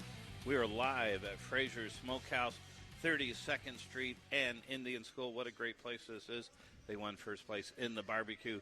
We're eating barbecue now. Wow, Greg is taking the lead in the barbecue eating contest. I think. I finished. Rich is done. I won. Yeah, there's prize left. You know what that means? That means I'm I working had a few. more than you guys. Yeah. I want a different pay scale. Okay. I'm saving Don't myself let for the dessert. Right. Don't let the lovely waitresses take those fries. I might have to jump in on that. Well, then you can dig in. I have my fake arm over here. I'm going to bring up. Oh, that's good. Yeah, but before we get into it, I want to give some shout-outs to a couple friends that dropped by from the Phoenix Metro Chamber of Commerce. Of which I am a member. That's right, and I'm a member, and, we're all members. We're the media partner. What a great chamber it is. Jason Dressler, his dad, Gene. Really cool people. Great people. And, of course, here is it's Gene Kerman. Did I say Kernan? Kernan. That's right. Kernan. Serraro Hotspot. And go to SerraroHotspot.com for, of course, it's... He's our Wi-Fi guy. Yeah, social Wi-Fi. I love your hat, by the way. So he's here in the audience, and good stuff. So if you need anything like that, social Wi-Fi, look up his on the website, SerraroHotspot.com. You'll read all about it. So all our NBC listeners, check that out. And you should check out the Phoenix Metro Chamber as well, if you're especially a business person. What a great chamber that is. And we have David and Kathleen Mold. And when they made this lovely couple, they're a lovely couple, right? They broke the mold. And, I tried that on them when I first met. And they go, no, we've never heard that before. And surprisingly, your stand-up career went nowhere. Yeah, it did not go anywhere. And, of course, they paid him to get off stage. That's right. I think the term failed miserably was used. Yes. But the organization is World Global Network, and they have a product, and it records a lot of things, like these bands, Health Life Oracle.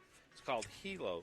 And it can monitor things like your blood pressure, EKG, heart rate, breath rate. There's a lot of things, sleep patterns in real time. And this is really amazing that would be very valuable, I think, to a lot of people out there. Absolutely. And because instant feedback, like an athlete, right? They get instant feedback. I think that could help your life a lot. So you definitely want to check that out, David and Kathleen Mold. And it looks like the website is marketing IG LG. It's an LG. It's like a nurse practitioner. Okay, marketinglg.worldgn.com. So that is marketinglg.worldgn.com. Check them out. I looked at the band they have, the Hilo product. It was really cool. at a really reasonable rate, I thought, too.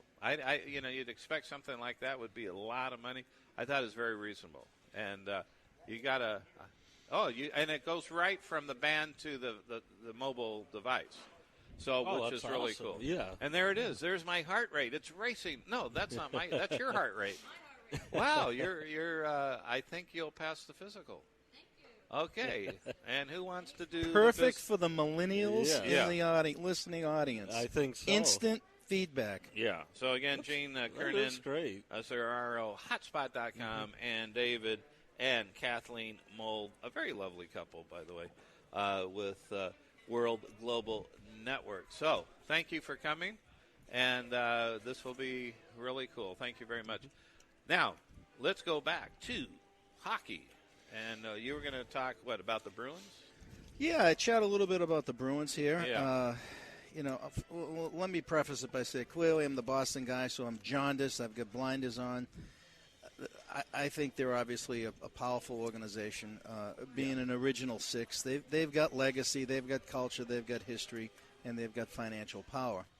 The current ownership of the team, going back to when I was a lad graduating from high school, was the Jacobs family, the Buffalo, Delaware North. Oh, okay. Put it this way, whenever you go to most venues, sporting event venues, Sports Service is really the concession guy. Yeah. Now, that's Delaware North, and every time you're doing that, you're giving money to the Boston Bruins. Oh, okay. Okay, Nice. so the Jacobs family, Jeremy and now Charlie Jacobs. Right. They're a $2.6 billion company. 55,000 workers are part of Delaware North. Oh, wow. So the Bruins have been more than a toy, more than just something I want to do. That's been a passion. He's got financial power. He's on the board of governors. You still have Harry Sinden involved in the franchise, making decisions for all teams. But not Don Cherry anymore. No, not great. Remember him? Yeah, well, very well. I always liked him. I remember I was I'm going to digress now. I was spending a lot of time at Bruins games with someone that I was dating at the time, and Don Cherry was the coach of the Bruins. And, wow. And I had the pleasure of being on a elevator once after the Bruins went to Atlanta and kind of got beat up a little bit. Willie Plett kind of had his way with the Bruins. Remember him? And he just looked at me and he punched me in the shoulder, and he says, "You watch this guy today." He says, "I got this guy called John Wensick. You watch what happens tonight." And they had Stan Jonathan on the team and Wensick, and it was a long night for Willie Plett. But, hey, Don Cherry is a special guy. But, if you look at the Bruins, if you want to talk about financial legacy, talent, their cap strength, their development, and I also put a category, I call it contract burdened, to see, how bad they are with some of these contracts. But if you just looking at the top, they're solid. Okay, they got solid ownership. What bothers me sometimes about the team, and Charlie Jacobs and Jeremy Jacobs did it, is my bar for an owner is Bob Kraft of the New England Patriots. The ultimate class act, whatever the audience is, okay, would never throw anybody under the bus in public. And the Jacobs family did that to Claude Julien when he was let go and hired by Montreal, and they come out and say, well, he wore out his welcome, it was time for him to go. Shut up. Don't do things like that. Take the high road. Let it go, okay? It was on. You won a cup with the guy, okay? All right, just let it go. I mean, if he was time to go, Montreal hired him in 96 hours and paid him $2 million more a year than you were making with the Bruins. Wow. That was not a bad week for Claude Julien. The president of the team, now this is where it gets a little dicey. You got a lot of ex-NHL players in positions of authority. Cam Neely, great player, face of the Bruins when he came over, kind of reinvented the power forward, not on that top 100 list that we talked about a few months ago. He's the president. Don Sweeney, who's the GM, they're friends. I don't know if that's a good thing. I like to have a little separation of church and state, so to speak. Sort of like Mueller and Comey. Yeah, sort of. So Don Sweeney, he's the GM. He's in his third year coming up. been in the organization, played 16 years in the league, clearly, was tied into Providence. The jury's still out on some of his moves that he's made, but there is consistency within the organization, which is very important, something that we really didn't talk about on our last team. Right? So there's consistency there.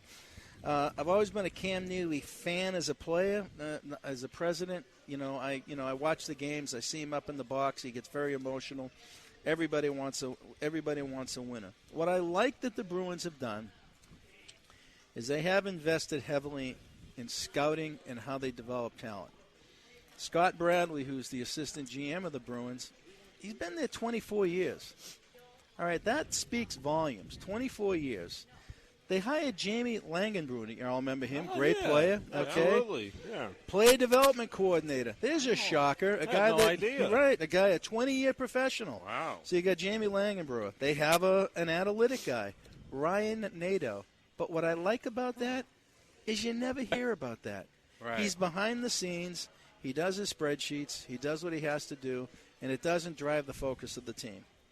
Now, on the scouting front, without naming names and who they are, they have 4 dedicated scouts that are just in Sweden and international hockey. They have 4 here in the United States doing nothing but the professional leagues, and that can be American Hockey League, East Coast, California. They're all based in Ontario, California, Washington State. They cover the whole leagues. But this is the key, amateur. They had 9 scouts dedicated to amateur hockey based in Boston, Chicago, Ohio, British Columbia, Alberta, Minnesota, the Ontario Hockey League, Toronto. They got it covered pretty well. Right. And as I said earlier, if you look at what, where they are coming up, they've got some pretty good players with the Charlie McAvoys. They already had Brandon Carlo. You're going to remember this name, Jacob Forsbacher Carlson, who was a BU forward. He's gonna be on the team next year. They signed him right out of BU. They've got the Hobie Baker finalist from Notre Dame, Anders Bork, another great player. They've got Jake DeBrusk. They've got a feeder system that is really powerful, and it's going to be interesting to see who they lose coming up in their protected. I'm hoping it's going to be someone like a Matt Bolesky or a Jimmy Hayes. These guys, obviously rookies, you don't have to worry about exposing them. But the Bruins, financially, you got to give them an A. They're rock solid, a $2.6 billion company. They make money. They sell out. They own the building. The Celtics play in the same building. They rent from them. The TD Garden Center is a venue right there in Boston. It was built 36 inches away, 3 feet from the old Boston Garden. It's the culture. It's there. Now, it's not the same environment as the old Boston Garden. There was nothing like that. When you walked into that building, the balcony was right on top of the ice. It had the smaller ice. It wasn't the big sheet of ice like you have right now. It was really, you could go from blue line to blue line in a real short period of time in the old Garden. It was unbelievable. Going to those games, you could hear people talking in the balcony above you, yelling at the ice because it was just the way it worked. I mean, it was great. Had to go. It was a nightmare. It had little scurrying animals running around the locker rooms. Typical city, okay. But the atmosphere, they've done a good job. So financially, they're rock solid. Legacy, I don't need to say any more. They're an original 6 team. They've won cups. Talent, I'm not going to give them an A or a B, but I'm going to give them a C plus. And there's a lot of teams in the league that don't have that higher ranking. So, I mean, I'd give them higher if they went deeper into the playoffs. Contract burdened, okay. This is a little bit on Peter Chiarelli, who's now at Edmonton, as you know. He's been up in his 3rd year. Now, look what he's done in Edmonton. Yeah, he drafted Connor McDavid. Well, a blind pig would have drafted Connor McDavid, okay? But now he's got to make it work and all the cap. And one of the things that he did in Boston is he doled out a lot of money to people. He brought Chara in because he used to be the GM at Ottawa. Chara's had some good years. He's not really a top 3 defenseman anymore. He still gets 25 minutes, but they're burdened with his contract, which is unmovable. And they overpaid for David Krejci, who it seems like every year the season starts, he's got a hip issue. He's got a hip issue and affects his mobility. When he's healthy, he's fantastic. When he's not, you're paying him a lot of money. Patrice Bergeron has a pretty good contract, but he was hurt a little bit. He's a great player. They extended Marchand. They do have some guys that are out there. Development-wise, I give them high grades. I mentioned some, the Charlie McAvoy. I'm going to come out right now and say wins the Rookie of the Year next year. Okay. Charlie McAvoy, Calder.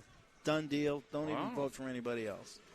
I don't think he's going to have as much competition as you had this year in the league. He is that good of an impact player. Okay, you've got Bobby Orr raving about the guy, of how he just stepped into that Ottawa series and didn't miss a beat. The story goes, the first practice came up because he was so beaten up. They lost it. Top three of the four defensemen. Yeah. He was playing in the third set of defense pairing. As the practice wore on, they basically moved him right up, and they said, well, why don't you just play with Chara? Well, why don't you? Now he's on the power play. This is a kid that stepped right out of BU. Yeah. Okay, and made that type of impact. I mean, he's going to be huge. They've got good picks coming up this year. They pick 18th. They've got 6 picks. They'll probably move some things around. They're a model franchise. There's some things I wish they wouldn't do. But good. Well, the best thing that's ever happened, and this has all been made possible by one Barry Peterson. Mm-hmm. Oh, yes. The trade that keeps on giving. Even how about the Phil Kessel trade? That wasn't too bad. Well, that too, yeah. But think, you get Cam Neely for him, and then the first-round pick turned into Glenn Wesley, who turned into 3 more first-round picks. And then with other trades, with Samsonov and all that stuff, eventually it led to a second-rounder, which became Milan Lucic. Who was that move? So you got Colin Miller from it. Unbelievable how this. Dougie Hamilton. I mean, part of that. I mentioned the Phil Kessel deal. Yeah. And there was nobody harder on Phil Kessel when he was Boston than me, because I judge people when you have that level of talent and skill level. Yeah. You can do things blindfolded. And what drives me crazy is when people don't do 100%. There's no such thing as 110%. Okay, let's clear that up. It's 100%. And Phil Kessel didn't do 100%. He kind of drifted. He did the same thing in Toronto. They should have made Kessel work in Boston. Yeah. And they didn't. Toronto didn't work. And he goes to Pittsburgh, and what happens? He's got 2 rings now on his fingers. Okay? He's got his name etched into Lord Stanley twice.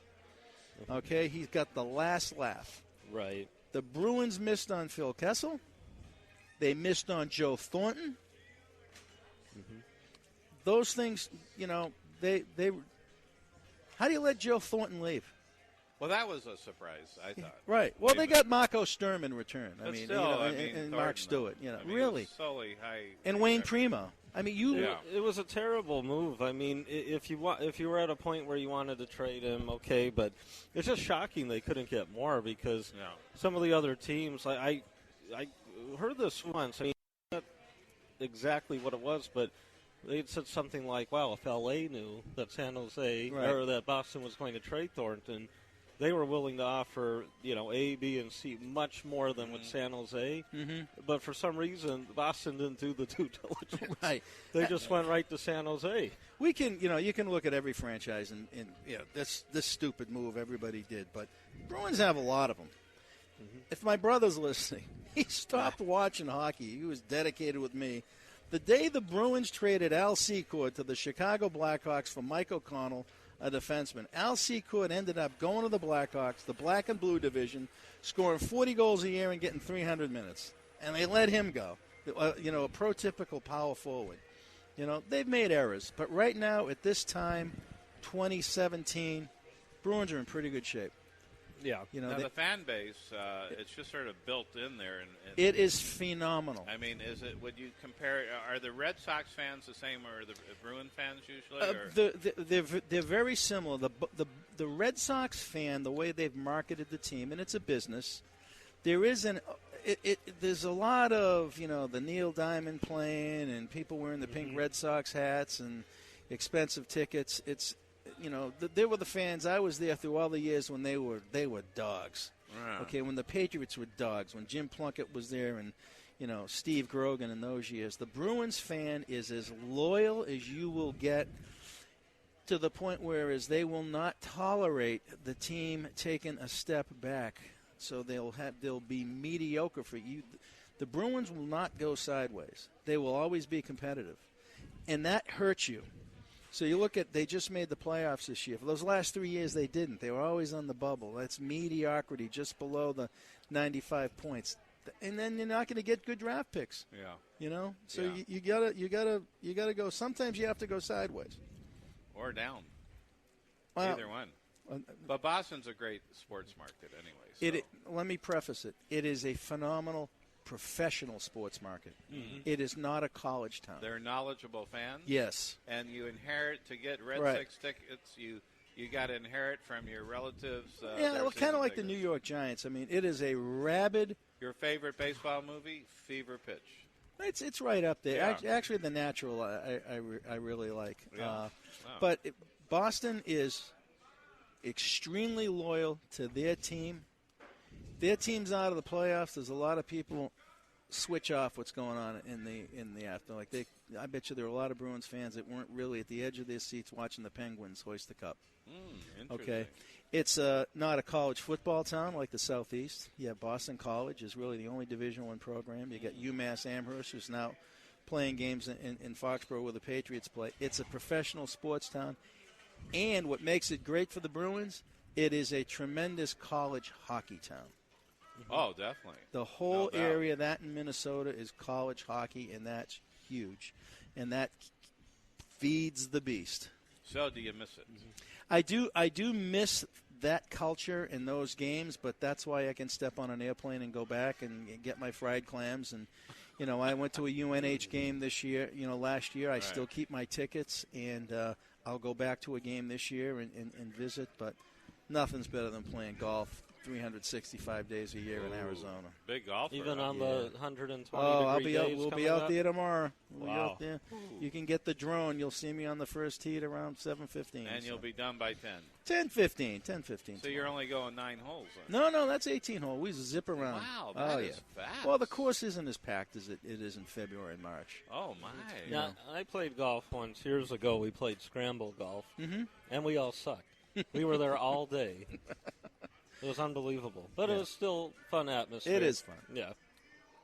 Wow. So golf is what Gene and I do for our entertainment dollar. Yeah? That's our investment. We You don't do go to trips the movies? associated. Well, we do that a little bit, go up to Vegas, but there's usually golf somewhere tied into it.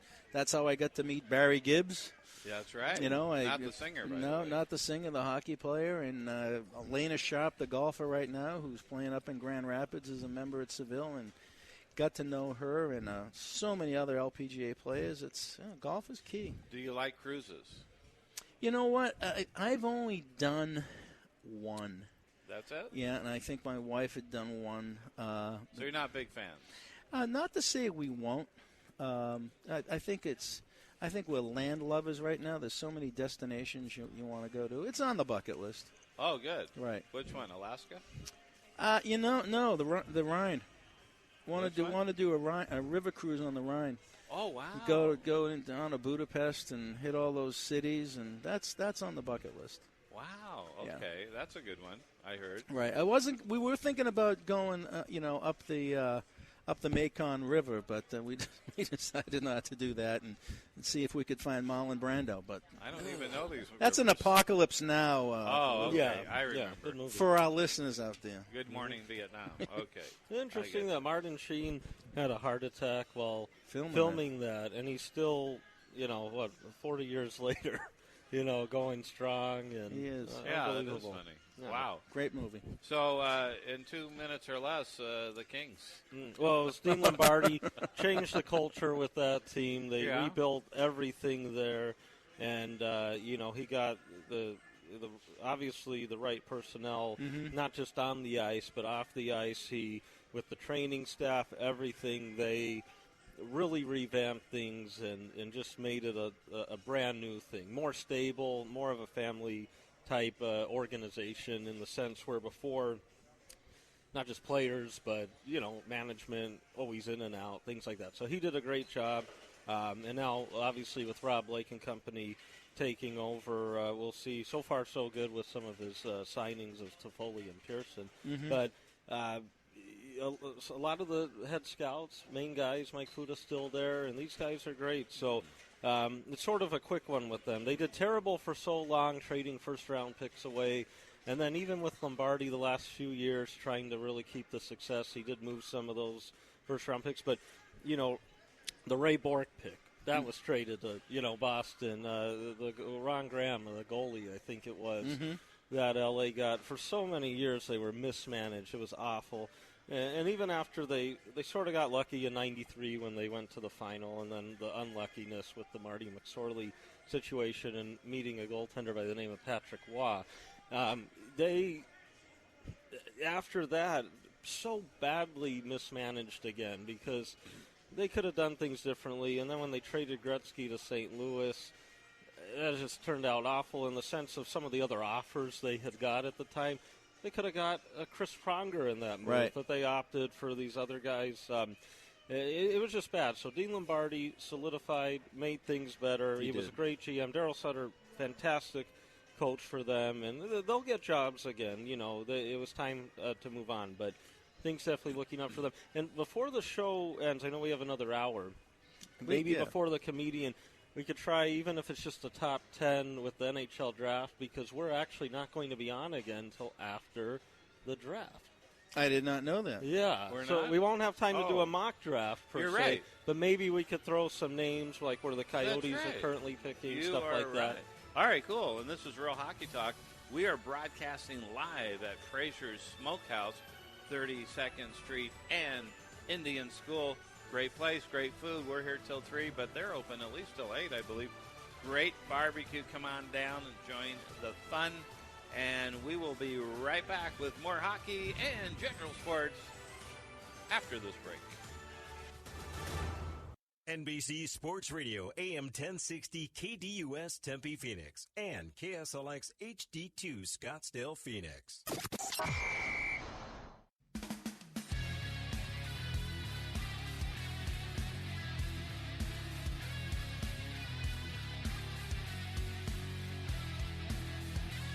And welcome back again. You're listening to Real Hockey Talk / Breakthrough Sports on NBC Sports Radio AM 1060 KDUS, and we are broadcasting live at the best barbecue place in town, Frasher's Smokehouse, 32nd Street and Indian School.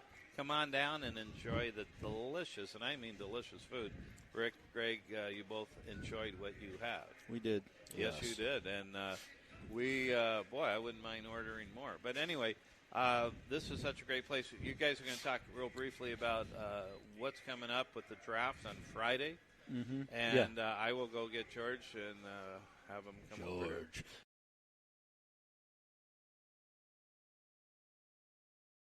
Going to be, the teams are submitting their list today. Now, with the NHL draft, round 1, Friday night of next week, and then, of course, the remaining 2 through 7 rounds Saturday morning. So everything's before we're on again, so I thought, real quick rundown. We won't have time to do a mock draft. Maybe we'll get an article up or something. Mm-hmm. But, with the Coyotes selecting 7th as of now in the first round, who knows, maybe trade up, trade down, maybe trade for an established guy. But if they keep that pick, you go best player available. And, Rick, right now, there's a chance, even though this guy is moving up a lot, but Kel McCarr, defenseman who sort of reminds me of poor man's Erik Karlsson, perhaps. His stock has gone up so much that some rumors that maybe he could even go as high as 3. But if he's around... If he can drop that far, I don't see it. Vegas will take him or... Possibly there, yeah. It depends how the scouts, because... head scout, GM one team might say, man, this guy's number 1 on our list at this time. Another team, oh, no, we have him 3rd on our list. So things happen like that. But he would be just nice if he's there. It's an interesting draft because the top of the draft, you don't have those sexy names per se. But it's deep. It is. Yeah, exactly. As you mentioned earlier, there are good players here. And, in New Jersey, on the clock, what are they going to do? Is it going to be Patrick or? Right now, I think it has to be Nolan Patrick out of. But I do like Nico. He can put the puck in the net, and he's played well in international league play. Right now, I think the consensus is Nolan Patrick is going to be the pick, but that Miro Heiskanen, the defenseman out of Finland, on that under 20 team, stock is rising heavily. It's hard to turn down a top 1D man, And here's the thing with that is that, again, you do your best player available, but from New Jersey's standpoint, looking through the organization and what Ray Sherrill might be looking for, he, in his mind, might say, you know what, this is our guy, we love him, but we could trade down to get him perhaps. True. You can move down a few spots if you had to. I know some teams aren't as high on Nolan Patrick, though. He battled some injuries last year. Doesn't do anything great, but he's good in regard, like a prime Eric Stahl type of player. Good player, no doubt. But with his year with Nico, he has, I think, a higher offensive ceiling. Right. And so it will be interesting there. The other guy that's really moved up this past year, Cody Glass, a big center iceman. Good centerman. Oh, absolutely. Needs time. I mean, he needs to put some pounds on. And most of these guys will. I mean, you don't really expect not only to make it right away, but even if they do, you're looking at a timeline, down the line a little, and get that asset there. One guy that seems maybe to be moving down a little bit is Owen Tippett, who, in terms of pure goal-scoring ability, arguably could be the best in the draft in that regard, but it's just the other facets of the game. I mean, will it ever translate to the NHL level? And if it does, maybe it could be like a Phil Kessel type per se, which obviously would be nice. And but in my opinion, and obviously anything could happen here, the most talented player in this draft class, it might be Elias Peterson, who is expected maybe to go in the 7 to 12 range. He just needs to put on a lot of weight, and there's always some questions with these guys, but if everything lives up for him, he's that guy, could be a project but has a chance. But the guy who, too high for the Coyotes, I think at 7, but maybe for LA at 11 I'm really looking at, is Nick Suzuki. He's smaller. I saw that. What a hockey IQ this guy has. Smart player.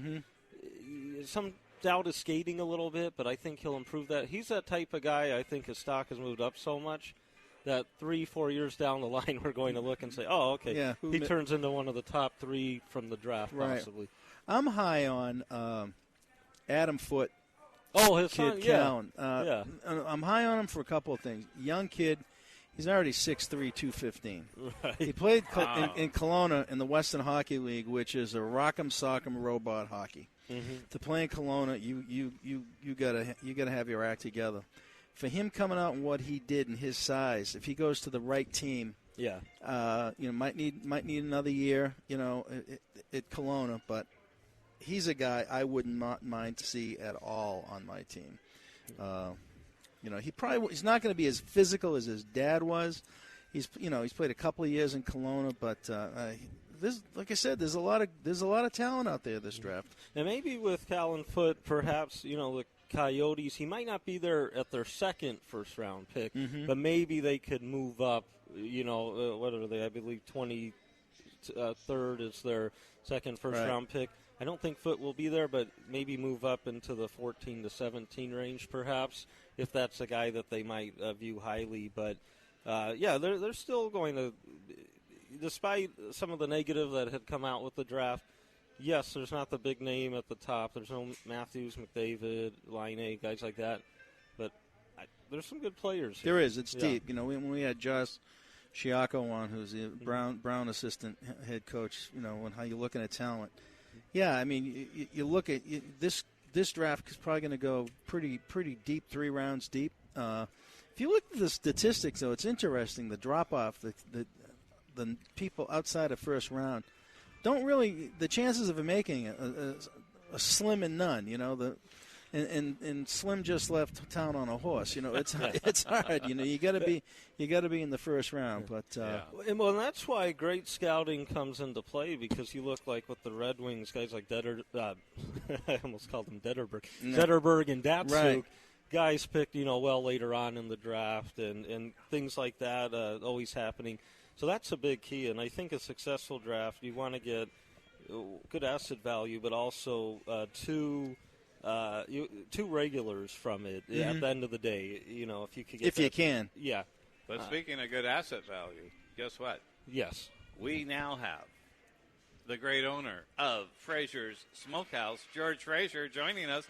George, how are you? Hey, good. Thank you. Oh, you are welcome. I got to tell you, first of all, I've been bragging about this great restaurant ever since we were here last. And something did happen that proved my point. You won, right, the best barbecue contest? Tell us a little bit about that. So that was at the Great American Barbecue and Beer Festival out there in Chandler. 25 contestants. Wow. 6 judges, unanimous first place.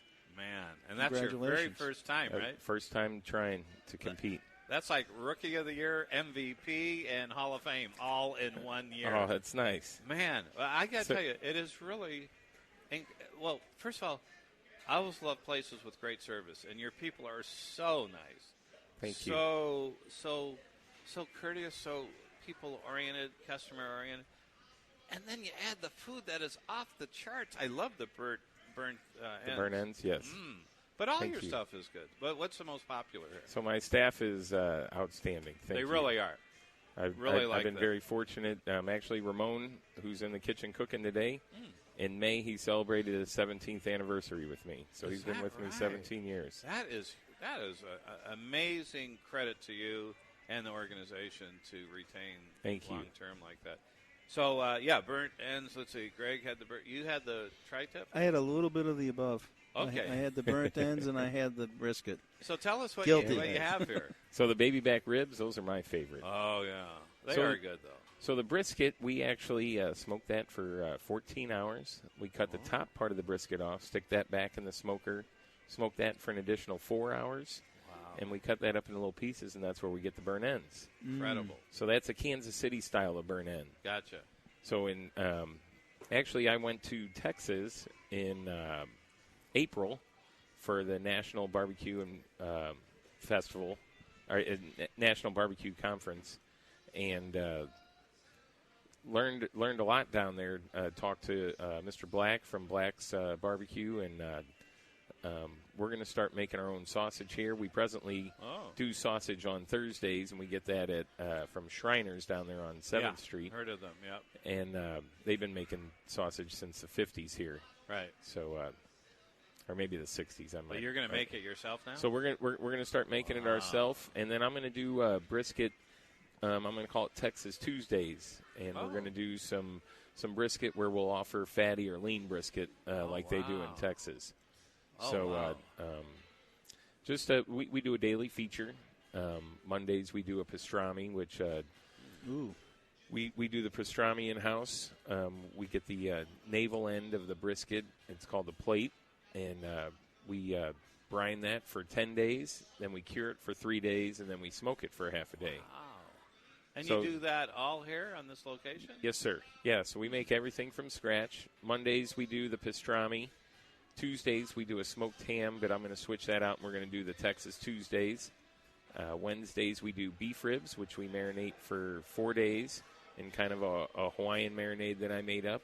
And then we put our barbecue rub on them, and we smoke them for, we smoke them for 5 hours. Man. Thursdays is a hot links. Fridays we do catfish. You do? Yes. Yeah, so that's a lightly breaded, pan-fried, and peanut oil catfish, homemade hush puppies, homemade tartar sauce, and coleslaw. Oh, wow. Saturdays we do a St. Louis pork steak. Oh. And then on Sundays we do we call competition style St. Louis spare ribs. Oh, that's probably good. So I made up a new rub for that different from the rub that we use on the other items. And I made up this this little concoction I call Love Juice, and we go out there and spritz the ribs every half an hour. It's like Love Potion number 9, maybe, perhaps. But I'm looking right now. It's a special St. Louis style pork steak. You got that going today. That's correct. Today, actually. So those are our daily features that are in addition to our normal menu. Oh, so, gotcha. So the normal menu, we have the baby back ribs, which are my favorite. Oh, wow. We do the brisket and the burn ends, which you talked about. Man, yes. Is there a general fan favorite here that people might order more, or is it sort of equally distributed? So we sell out of everything every day. We do it all fresh. Don't carry anything over to the next day. So man. So we try not to run out till 8 o'clock at night when we close. Yeah. So you're open every day from 11 a.m. till 8 p.m. Straight across. Yes, sir. Well, that's easy to remember. 32nd Street and Indian School, 11 to 8, you said. Yes, sir. Wow. The two sleepers on the menu are the turkey and the tri-tip. Those are very good, too. I had I really like the turkey. Well, actually, super and the tri-tip. moist. Yeah. And and I think I've told you this before. Your baked beans are off the chart. Thank you. I have not had barbecue baked beans like this since I grew up in California. I think I told you there's a place called Love's Barbecue. They're out of business now. Yes. And it was similar, but and this is like probably 25, 30 years ago. So nice. I'm thinking, oh my God, I finally found baked beans again. And it's delicious. So however you make it, it's certainly the best I've had. So speaking of sides, right now corn is in season, so we're smoking that. So so we get the corn, pull back the husks, season it up, stick it in the smoker, smoke that for about 2 hours. Then we'll cut it off the cob, and then we saute it to order for you. You know, that I had the corn today, too, and it was delicious. Awesome. Yeah, Thank I you. really liked it. So you got a lot going on. And actually, we tomorrow's Father's Day. That's Happy right. Father's Day to all you fathers out there. And you got any anything going on here? So we actually are going to start we had a steakhouse in Scottsdale for 16 years, Frasher Steakhouse over there.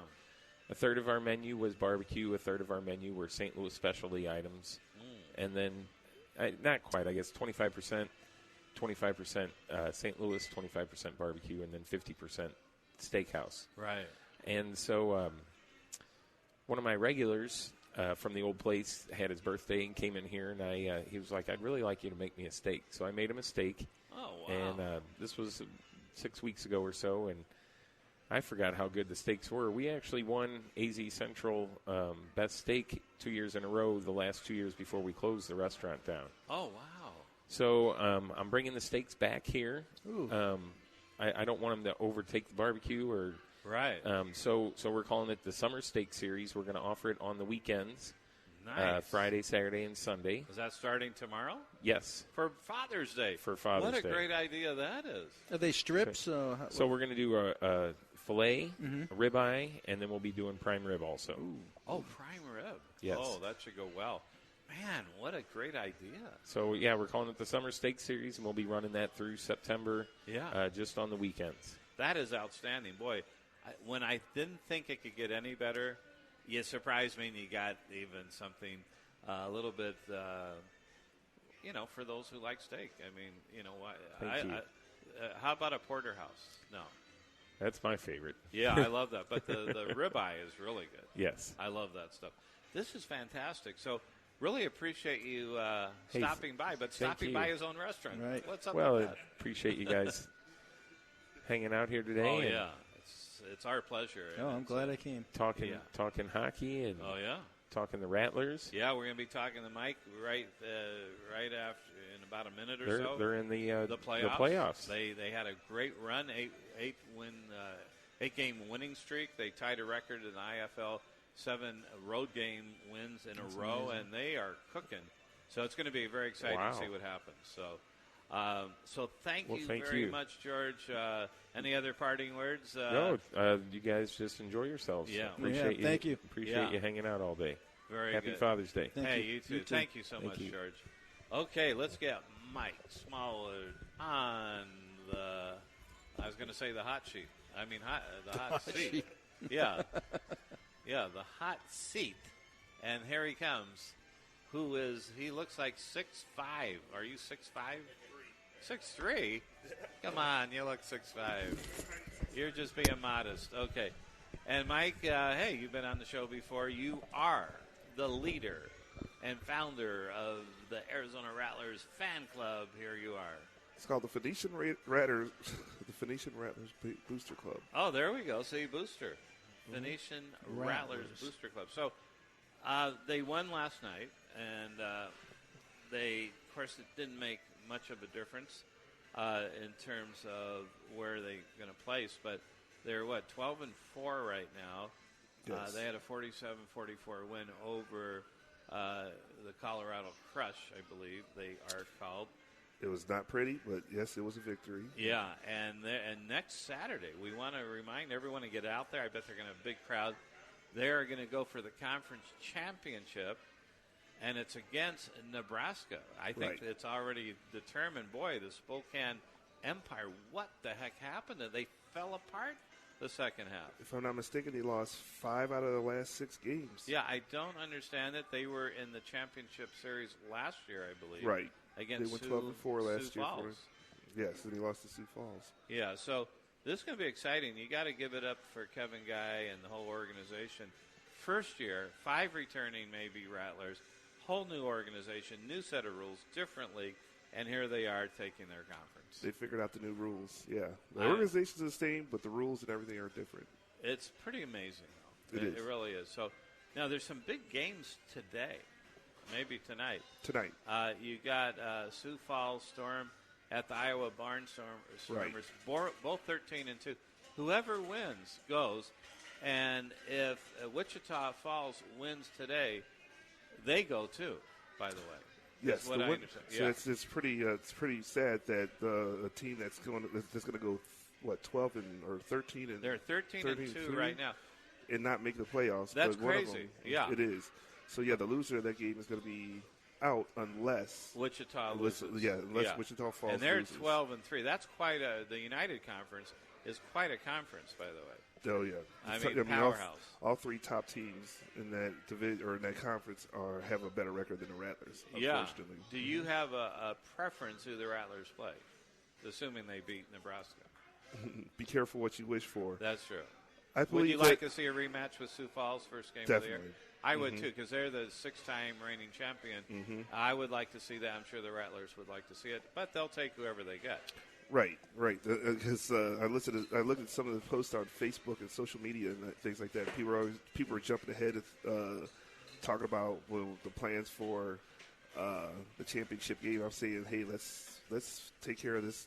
let's see them take care of this game, the conference championship first. Yeah, Nebraska, Nebraska danger 8-7. They're not bad. So. They have a very good quarterback. I think it's Powell, I believe his name is. I think he's big and he's fast and he's. You always got to be careful. He's hard to deal with. And Coach, at one point in time, Coach Guy said that. The Nebraska dangerous defensive line is one of the best. If he says the best in the league, yeah. So I don't know if that was just a statement or actually that's a statistically correct statement. Right. But their defensive line is tough, and that's going to be hard because the Rattlers like to run. That's right. So they're hard to run on. 2 of the best running backs in the league. Let's see, it's Monroe, number 1 in the league, and I think Harmon's 6 in the league. Something. I don't know where Harmon falls, but he's. He played. Yeah, he was injured for quite a bit of the season and all that stuff. So, but Harmon is a really good 1-2 punch. You got the big power back, 250, I believe Harmon is, and then Monroe's 225 or somewhere. Very good runners. There's no question about it. So it's going to be exciting. I mean, it's just I don't know who Sioux Falls, Iowa. I mean, both great teams. The Barnstormers scare me the most. They do. They scare me the most. What's their winning streak right now? 11 or 12 games or something like that? It probably is, It's 11 or 12. And, in that path of that 11, 12 games, they've beaten Wichita Falls, and they didn't – I don't think they – Sioux Falls is who they did not beat. But, anyway, they've been on a tear – that entire time for that long win streak that they're currently in right now. Yeah, it's impressive to have so many good teams, actually. And then, I mean, they probably want some parity going forward. But nevertheless, it's exciting to see with the Rattlers' first year what they've accomplished already.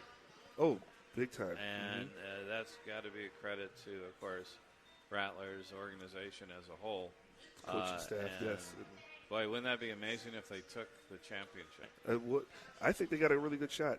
I would think I so. think that they really have a good shot. And the best thing of all, in my opinion, is get past this game next weekend.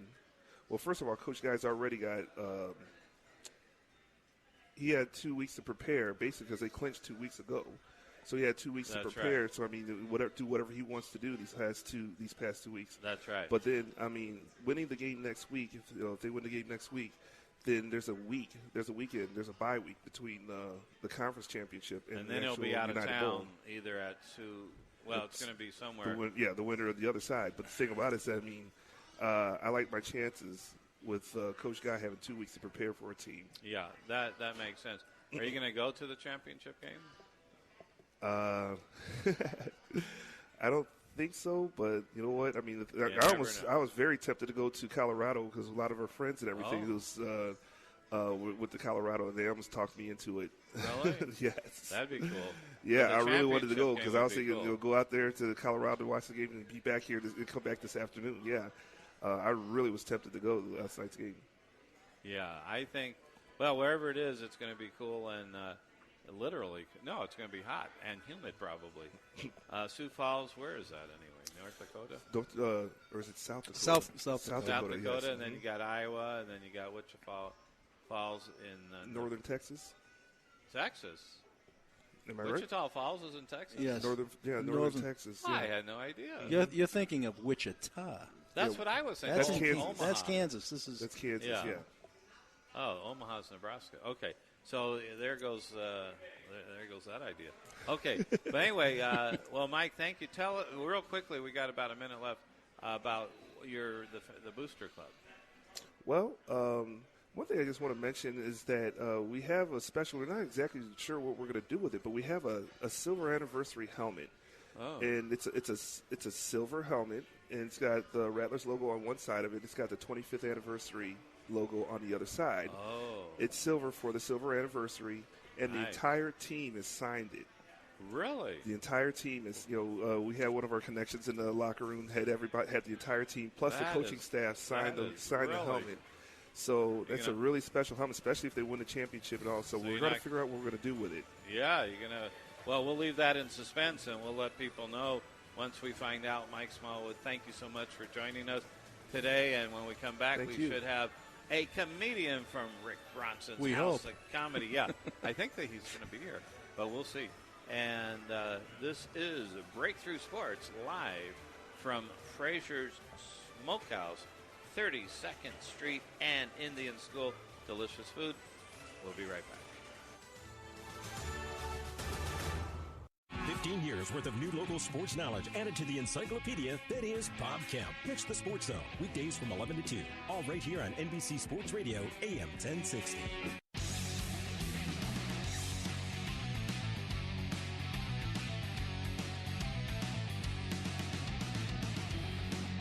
And welcome back again. You're listening to Breakthrough Sports, broadcasting live at Frasher's Smokehouse on 32nd Street and Indian School. We are Breakthrough Sports on NBC Sports Radio, AM 1060 KDUS. I'm Dave Isaac alongside Greg and the hockey guru from Boston who loves Arizona and now lives in Arizona. In the lovely town of Gilbert, to be specific. That's a fast-growing town. It's a wide open, too, incredible. Isn't it? Yeah, I think the maxed out is going to be about 500,000. It's, really? Yeah, that whole east side going crazy. Wow, so that's really a very cool thing. And yes, it is. Yeah, I had friends in Gilbert. It took me a while to drive that far, though. It was pretty far. But it depends, I guess, where you're driving from. If you're driving from Chandler, it's not that far. No. If you're driving from L.A., it could be far. It could If be. you're in Hong Kong, then forget it. You can't drive. No, then I just take the space shuttle when that happens. Yeah. Oh, really? Yes. One of those I have my own. So as we're awaiting Rick Bronson's House of Comedy, the comedian, we could continue with hockey action if you want. How about the final Stanley Cup thoughts? What I mean, it's only been a week, and yet it seems like it's been longer. We're so excited over the re-signings and the draft, but I don't know where to start. I would say, what's the biggest shocker of the play? For me, it's the Blackhawks going down in 4. But then you think about it, but it's the Predators, and they got to the finals. Yeah. So, I mean, I was shocked at the time, and now when I look, I said, now I can see it. Well, yeah, it's interesting. The Blackhawks D is slow, or it wasn't able to match up, the speed of the Predators. And clearly. That's why we'll see what kind of ends up happening with the Hawks. Well, I rumor Chalmerson's going to get moved, and there's a rumor he's going to Montreal. Yeah, and Chalmerson's one of the top defensive defensemen in the league. But, yeah, I've heard that he's probably someone from their core they've got to move cap-wise. Now, if the cap does get to that $75 million mark, it helps a little bit. But I still do think they'll have to move someone like that. So, it could be interesting. But, yeah, the Nashville and St. Louis, met up. And, that was a little bit of a closer series, per se. And But Nashville, though, was just fantastic. That Central Division, was pretty interesting. But, I know a question here was about, the St. Louis Blues, who they may lose in the expansion draft. And we'll see, in the morning who's on the list. I know Yuri Laterra is a possibility. If he is there, I would think Vegas would want to jump in on him. He's a solid player. But the Blues are interesting because I think they are going to push really hard to get a legit, top-line offensive forward. Now, easier said than done, but I think they're really this offseason more so because I think they realize, with their core, on the back end, Pietrangelo, you have, your guys up front with Tarasenko, Schwartz there. But I think if they could get that legit number one guy now, easier said than done again, and it might have to fall back to maybe getting like a Jordan Eberle from Edmonton, who's a good player, not a legit big-time top-line guy. How about Duchesne? See, I could see them being interested in a guy like Duchesne. Will Colorado trade him within the division? I'm sure they'd be willing to if they got a big bounty back. I don't know if I see the trade fit with those teams, but he would be a nice addition for them if they got him. Matt Duchesne, I don't know where he may be the Islanders is where he goes because then it's more incentive for John Tavares. And I've heard a few people say they think Duchesne should move to left wing and no longer center. And so let's say you put him and John Tavares on the line with the Islanders. And then you could sign Tavares to his long-term deal. But yeah, for the Blues, though, our question from Andrew, I believe they will push really hard to get a guy like that, just a top forward. Or even if they have to settle for a Jordan Eberle type, it would be a nice addition. How about this? I'm going to go off the reservation here. Yeah. Do they do a sign-in trade with Kovalchuk? That's a team that I could see being interested is St. Louis. And, right. I think that's a possibility. Man, the Kovalchuk stuff is weird because then you hear, maybe he'll stay in the KHL. Right. Then he changes his mind again. So, we'll see how that works out. I got my feelings on that, and I've let it be known. You bring him into that locker room, you're done. Oh, yeah. You're done. You missed the playoffs. That's the thing with him, and that's what will be interesting. And but that's going to be something, as we I don't think anybody takes him. I don't think anyone takes him. If he's coming back, I do think someone will because I think they know he's still tremendously skilled, and teams may look past that. And I know St. Louis is a team I had heard was interested, as you mentioned, San Jose, but Kovalchuk wants to be in that New York area, though. Maybe the Rangers. Well, yeah, he wants to be on Broadway, and that's the thing. You have some of these Eastern European. I hate to stereotype, okay, a hockey player, there's only one Eastern European hockey player that stands out for me that shows up time in and in the playoffs, and that's Malkin. He never disappears. Really? Yeah. During the playoffs. In the whole season, though, he doesn't fit the mold. He's always there. Yeah. Some of these guys, they get moody and, I'm going to take my money. I'm going to go buy some rubles in Leningrad. These guys, Malkin is he's the real deal. It's amazing. Yeah. But let's and who am I talking about? Ovechkin.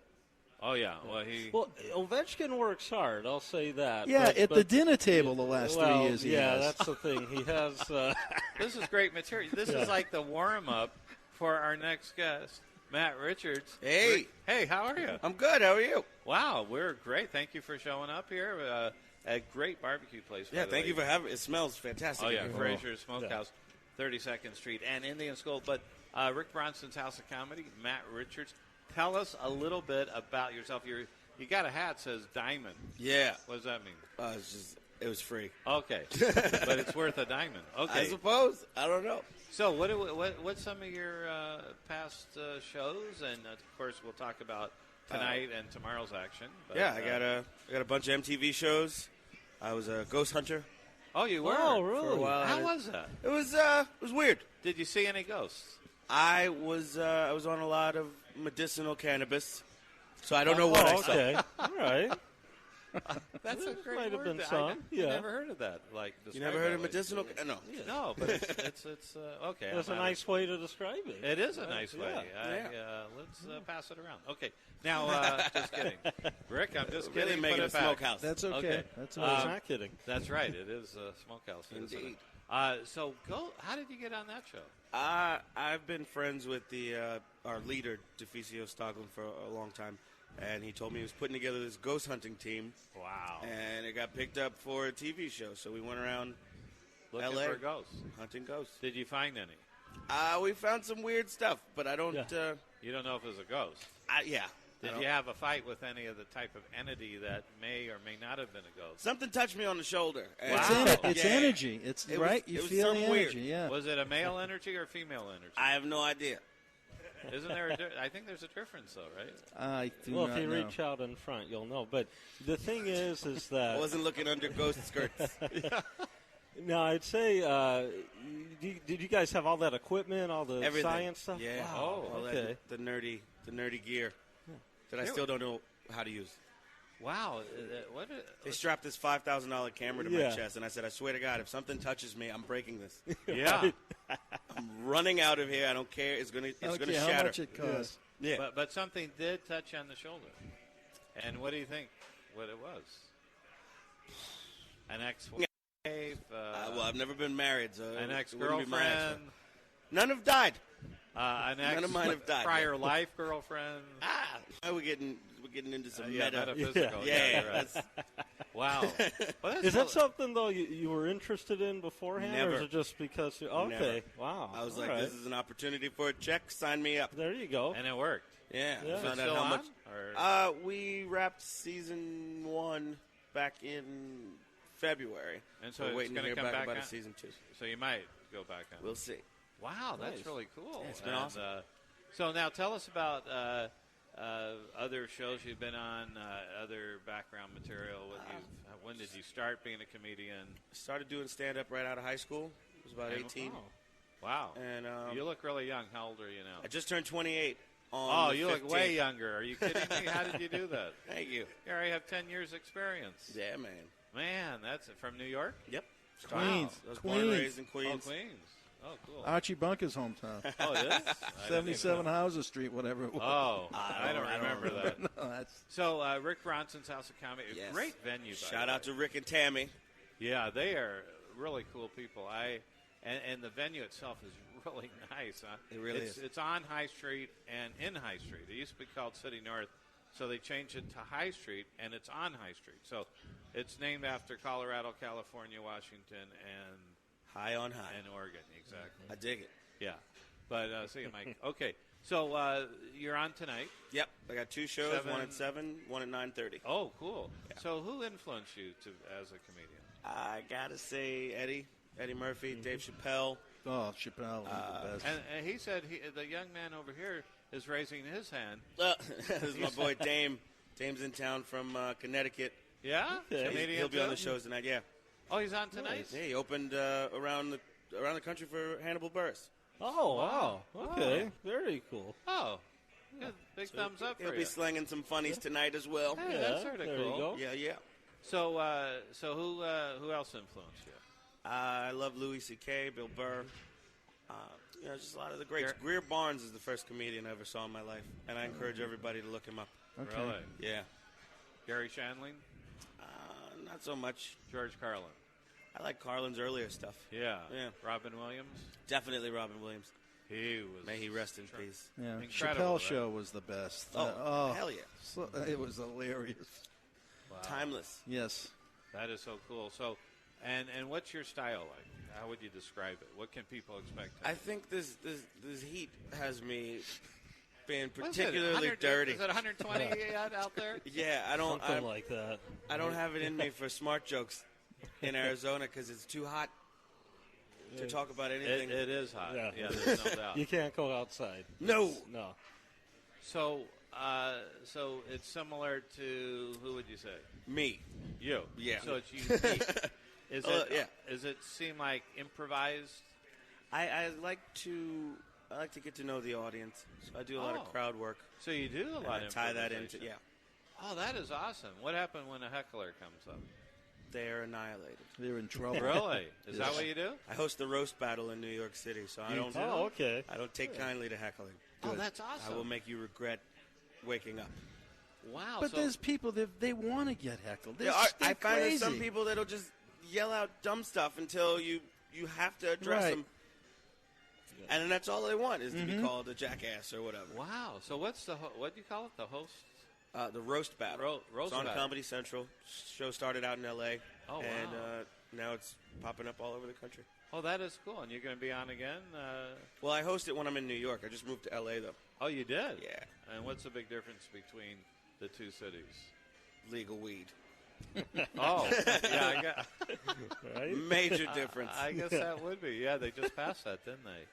Oh, yeah. Yeah. So you're going to move back to New York because you don't like that Eventually. No, I hate it. I can't stand this stuff.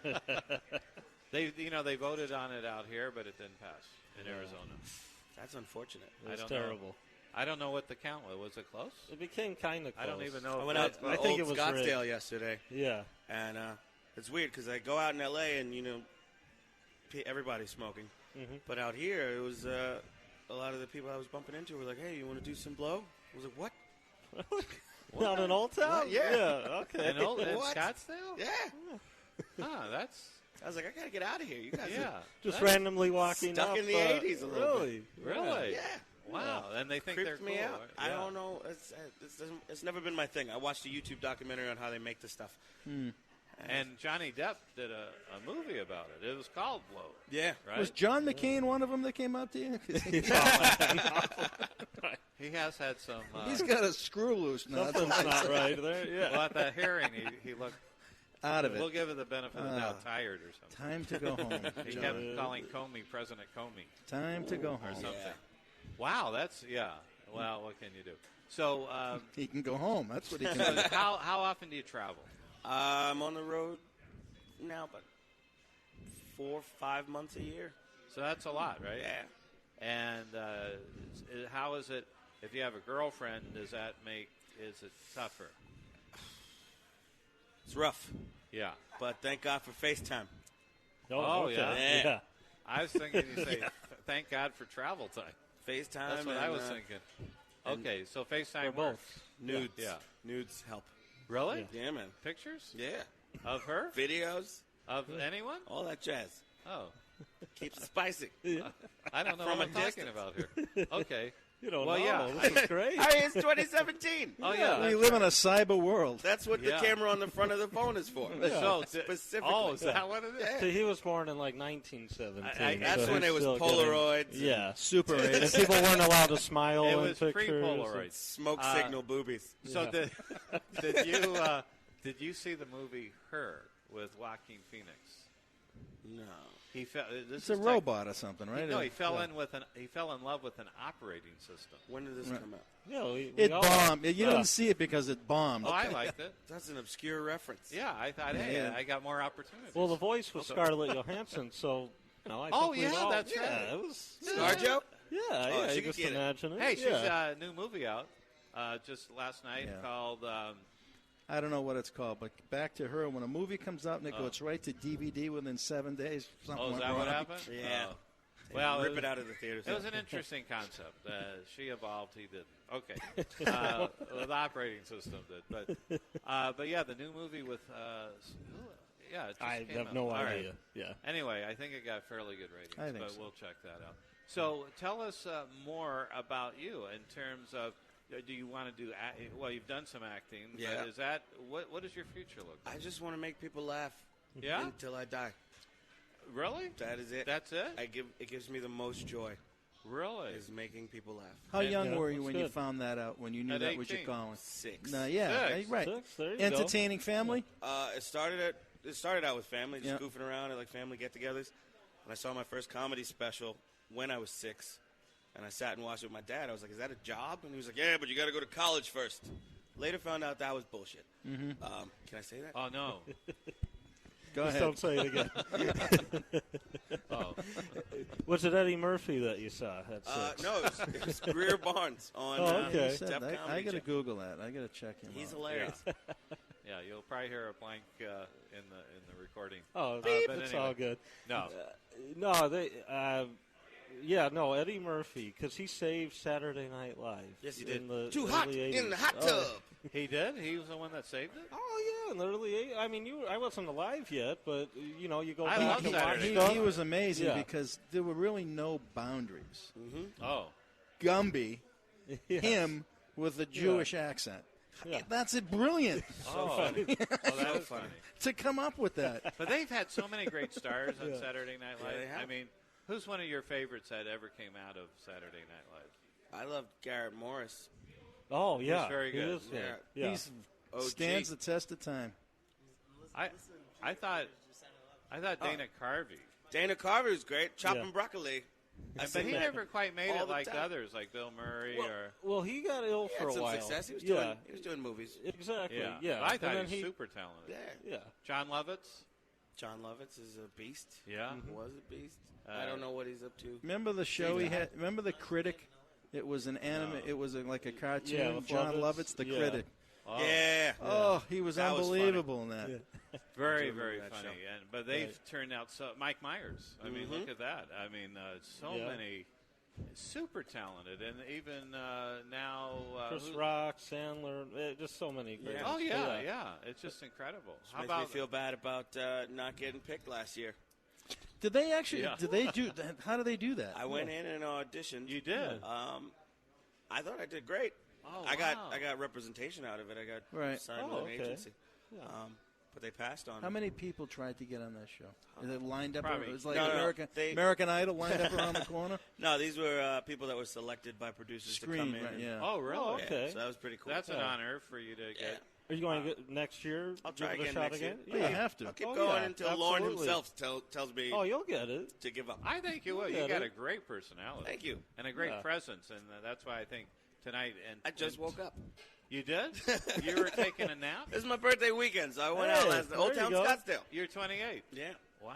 Happy birthday. Thank you. Hanging around Scottsdale, but not anymore after what they were saying. No, I think Yeah. tonight I'm going Blue Martini. Yeah, I don't blame. Oh, on High Street, by the way. Yeah. Yeah. Good place. That is a A good lot of place. action after 10:30. Cougar How do City. you Yes. know that? Oh, I've read it. Yeah, you've read it. I have pictures of you. Come on. Hilarious. So tonight, 7 and 9:30, 9:30. Yep. and tomorrow too. Mhm. What do you got? 7. A 7 o'clock show. I think that's right. 7:30. Yeah. Oh, 7:30. 7:30. It's Don't gonna come be- late. Yeah. Well, just get there early is the key. Exactly. Yeah. So 5:45. Yeah, Yeah. exactly. Yes. So this really charges 7. you up, right? 7 o'clock tomorrow. Okay. But it really gives you a lot of energy when you're out there, right? You Oh, yeah. probably feel like an athlete in the zone. You sort of disappear. I do the LeBron powder thing Yeah. backstage to get ready. Wow, you're a sports fan? Not particularly. No. It's weird. My dad was never very proud of that. No. And growing up in New York. It's always performing arts schools. Yeah, Wow. okay. I'd Really? rather read a play than watch a game. That's Really? cool. Yeah. So you were in a That's lot cool. of plays? Yeah, a lot of Shakespeare, a lot of Really? yeah. Cool. Wow. Nice. So you got some formal training. Yes, I've been in performing arts schools my Did whole you life. go to that school, Fame, where they filmed that? No, I went to Frank Sinatra School of the Arts. It was opened I've by heard that. Tony Bennett. Yeah. Oh, my Oh, gosh. nice. Studied Really? theater Excellent. and dance Yeah, there. Oh, it's that's not- big time. Kudos. That's Thank art. you. Good for you. Did you like Frank Sinatra? Yeah. Did One you of a like, kind. Yeah, man. Rat Pack? Well, of Remember the course. Rat Pack? I'm working on, well, once I lose this little gut, I'm working on writing a Sammy Davis Jr. biopic. Oh, really? Yeah, that's What good. an entertainer. Yeah. Oh, it was Oh. fabulous. Do Yeah. anything. Yeah, man. Man, Mr. I just, Bojangles. it was before my time, but I've seen clips of the Rat Pack, and that would have been phenomenal to see that live. They just What ad-libbed talent. everything. They Oh, just they- were up on stage. Bunch of friends having a good time. Who's my favorite singer? Who's your favorite Yeah. singer? I have no idea. Dean Martin. Okay. See? Rat Cool. Pack. You're too? Rat Pack? Rat That sounds like It was Tupac. It was Tupac's birthday yesterday, so I let that slide. That's what I was Oh, thinking. yeah. Freudian That's slip. right. Rat Really? Pack. You like Dean Martin too? Yeah. Dean Martin. Wow. But all of them. Yeah. What talent back in the day, right? Yeah. And so let's remind everyone, because we're coming up to the end of the show, tonight, Rick Bronson's House of Comedy. We got to wait. Someone's going to say something. Because I am a sports fan and I'm a huge Devin Booker fan. Devin Booker, if Devin you can hear this Booker. somehow. come to the Okay. show He's tonight. a sports fan. Devin Booker. Come Dame, on. Dame said come Well, to the show. we got a guest. We got to have Devin Booker coming in. Okay. I'm kidding. So tonight, 7 and 9:30. 9:30.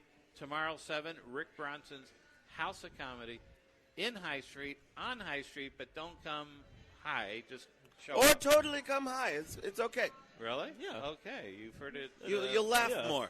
Oh, no. I We'll bet laugh you're. anyways, but yeah. I it's- think you're it's going to be always I'm funny without it, but you know. That's what I'm thinking. We'll increase the appetite a little Exactly. bit. Have Yeah. some cheese curds. Just don't Yeah, get there you pulled go. over in Glendale.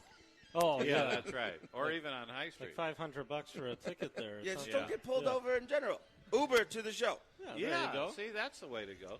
And they serve food there, right? In Uber? No. Oh, that was like 5 stars Who automatically. knows? Maybe. Well, some of them. It depends who you. Yeah, we got food get. at the They club. do. Yeah. Yeah, So yeah. it's always so cool. So so thank you so much for showing up today and Thank you, fellas, for coming having me. on, And Good I luck. wish you all the best. And remember us when you're on Saturday Night Live. Absolutely. We want first rights to get you back on the radio. I'm down.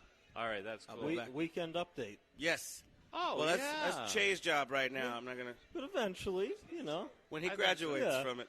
Yeah, I think that'd be cool. And of course, Matt Richards, I could tell you are funny and witty. Thank you. With a great background in formal training, Shakespearean type acting. I'd love to see that. Actually, wouldn't that be cool? That was fun times. Yeah. Called The Fundamentals. Yeah, and it does help everything you Right. do. I bet. Right? Absolutely. Sure. Yeah, there's no doubt about it. So again, thank you, Matt Richards, and hopefully we'll have you on again. Absolutely. Thank you, fellas. Good Hey, luck. thank you. I'm going to go try some brisket. Oh. Okay, cool. All right. Yeah. Smokehouse. And this is Breakthrough Thinking. We're at Frasher's Smokehouse, Nice meeting you. 32nd Street and Indian School. And hey, nice meeting you. Very cool. Thank you so much. And we had a pretty good hockey show today. Yep. They're not dropping the puck on the ice, but there's still so much To talk about. And next week Oh, we'll yeah. talk a lot. Actually, we're going to have a lot to talk about. We will. Next week. So Right. stay tuned for that show. And everyone have a great weekend, a great Father's Day on tomorrow, Sunday. Enjoy. And this is NBC Sports Radio, AM 1060 KDUS, Frasher's Smokehouse. See you next week.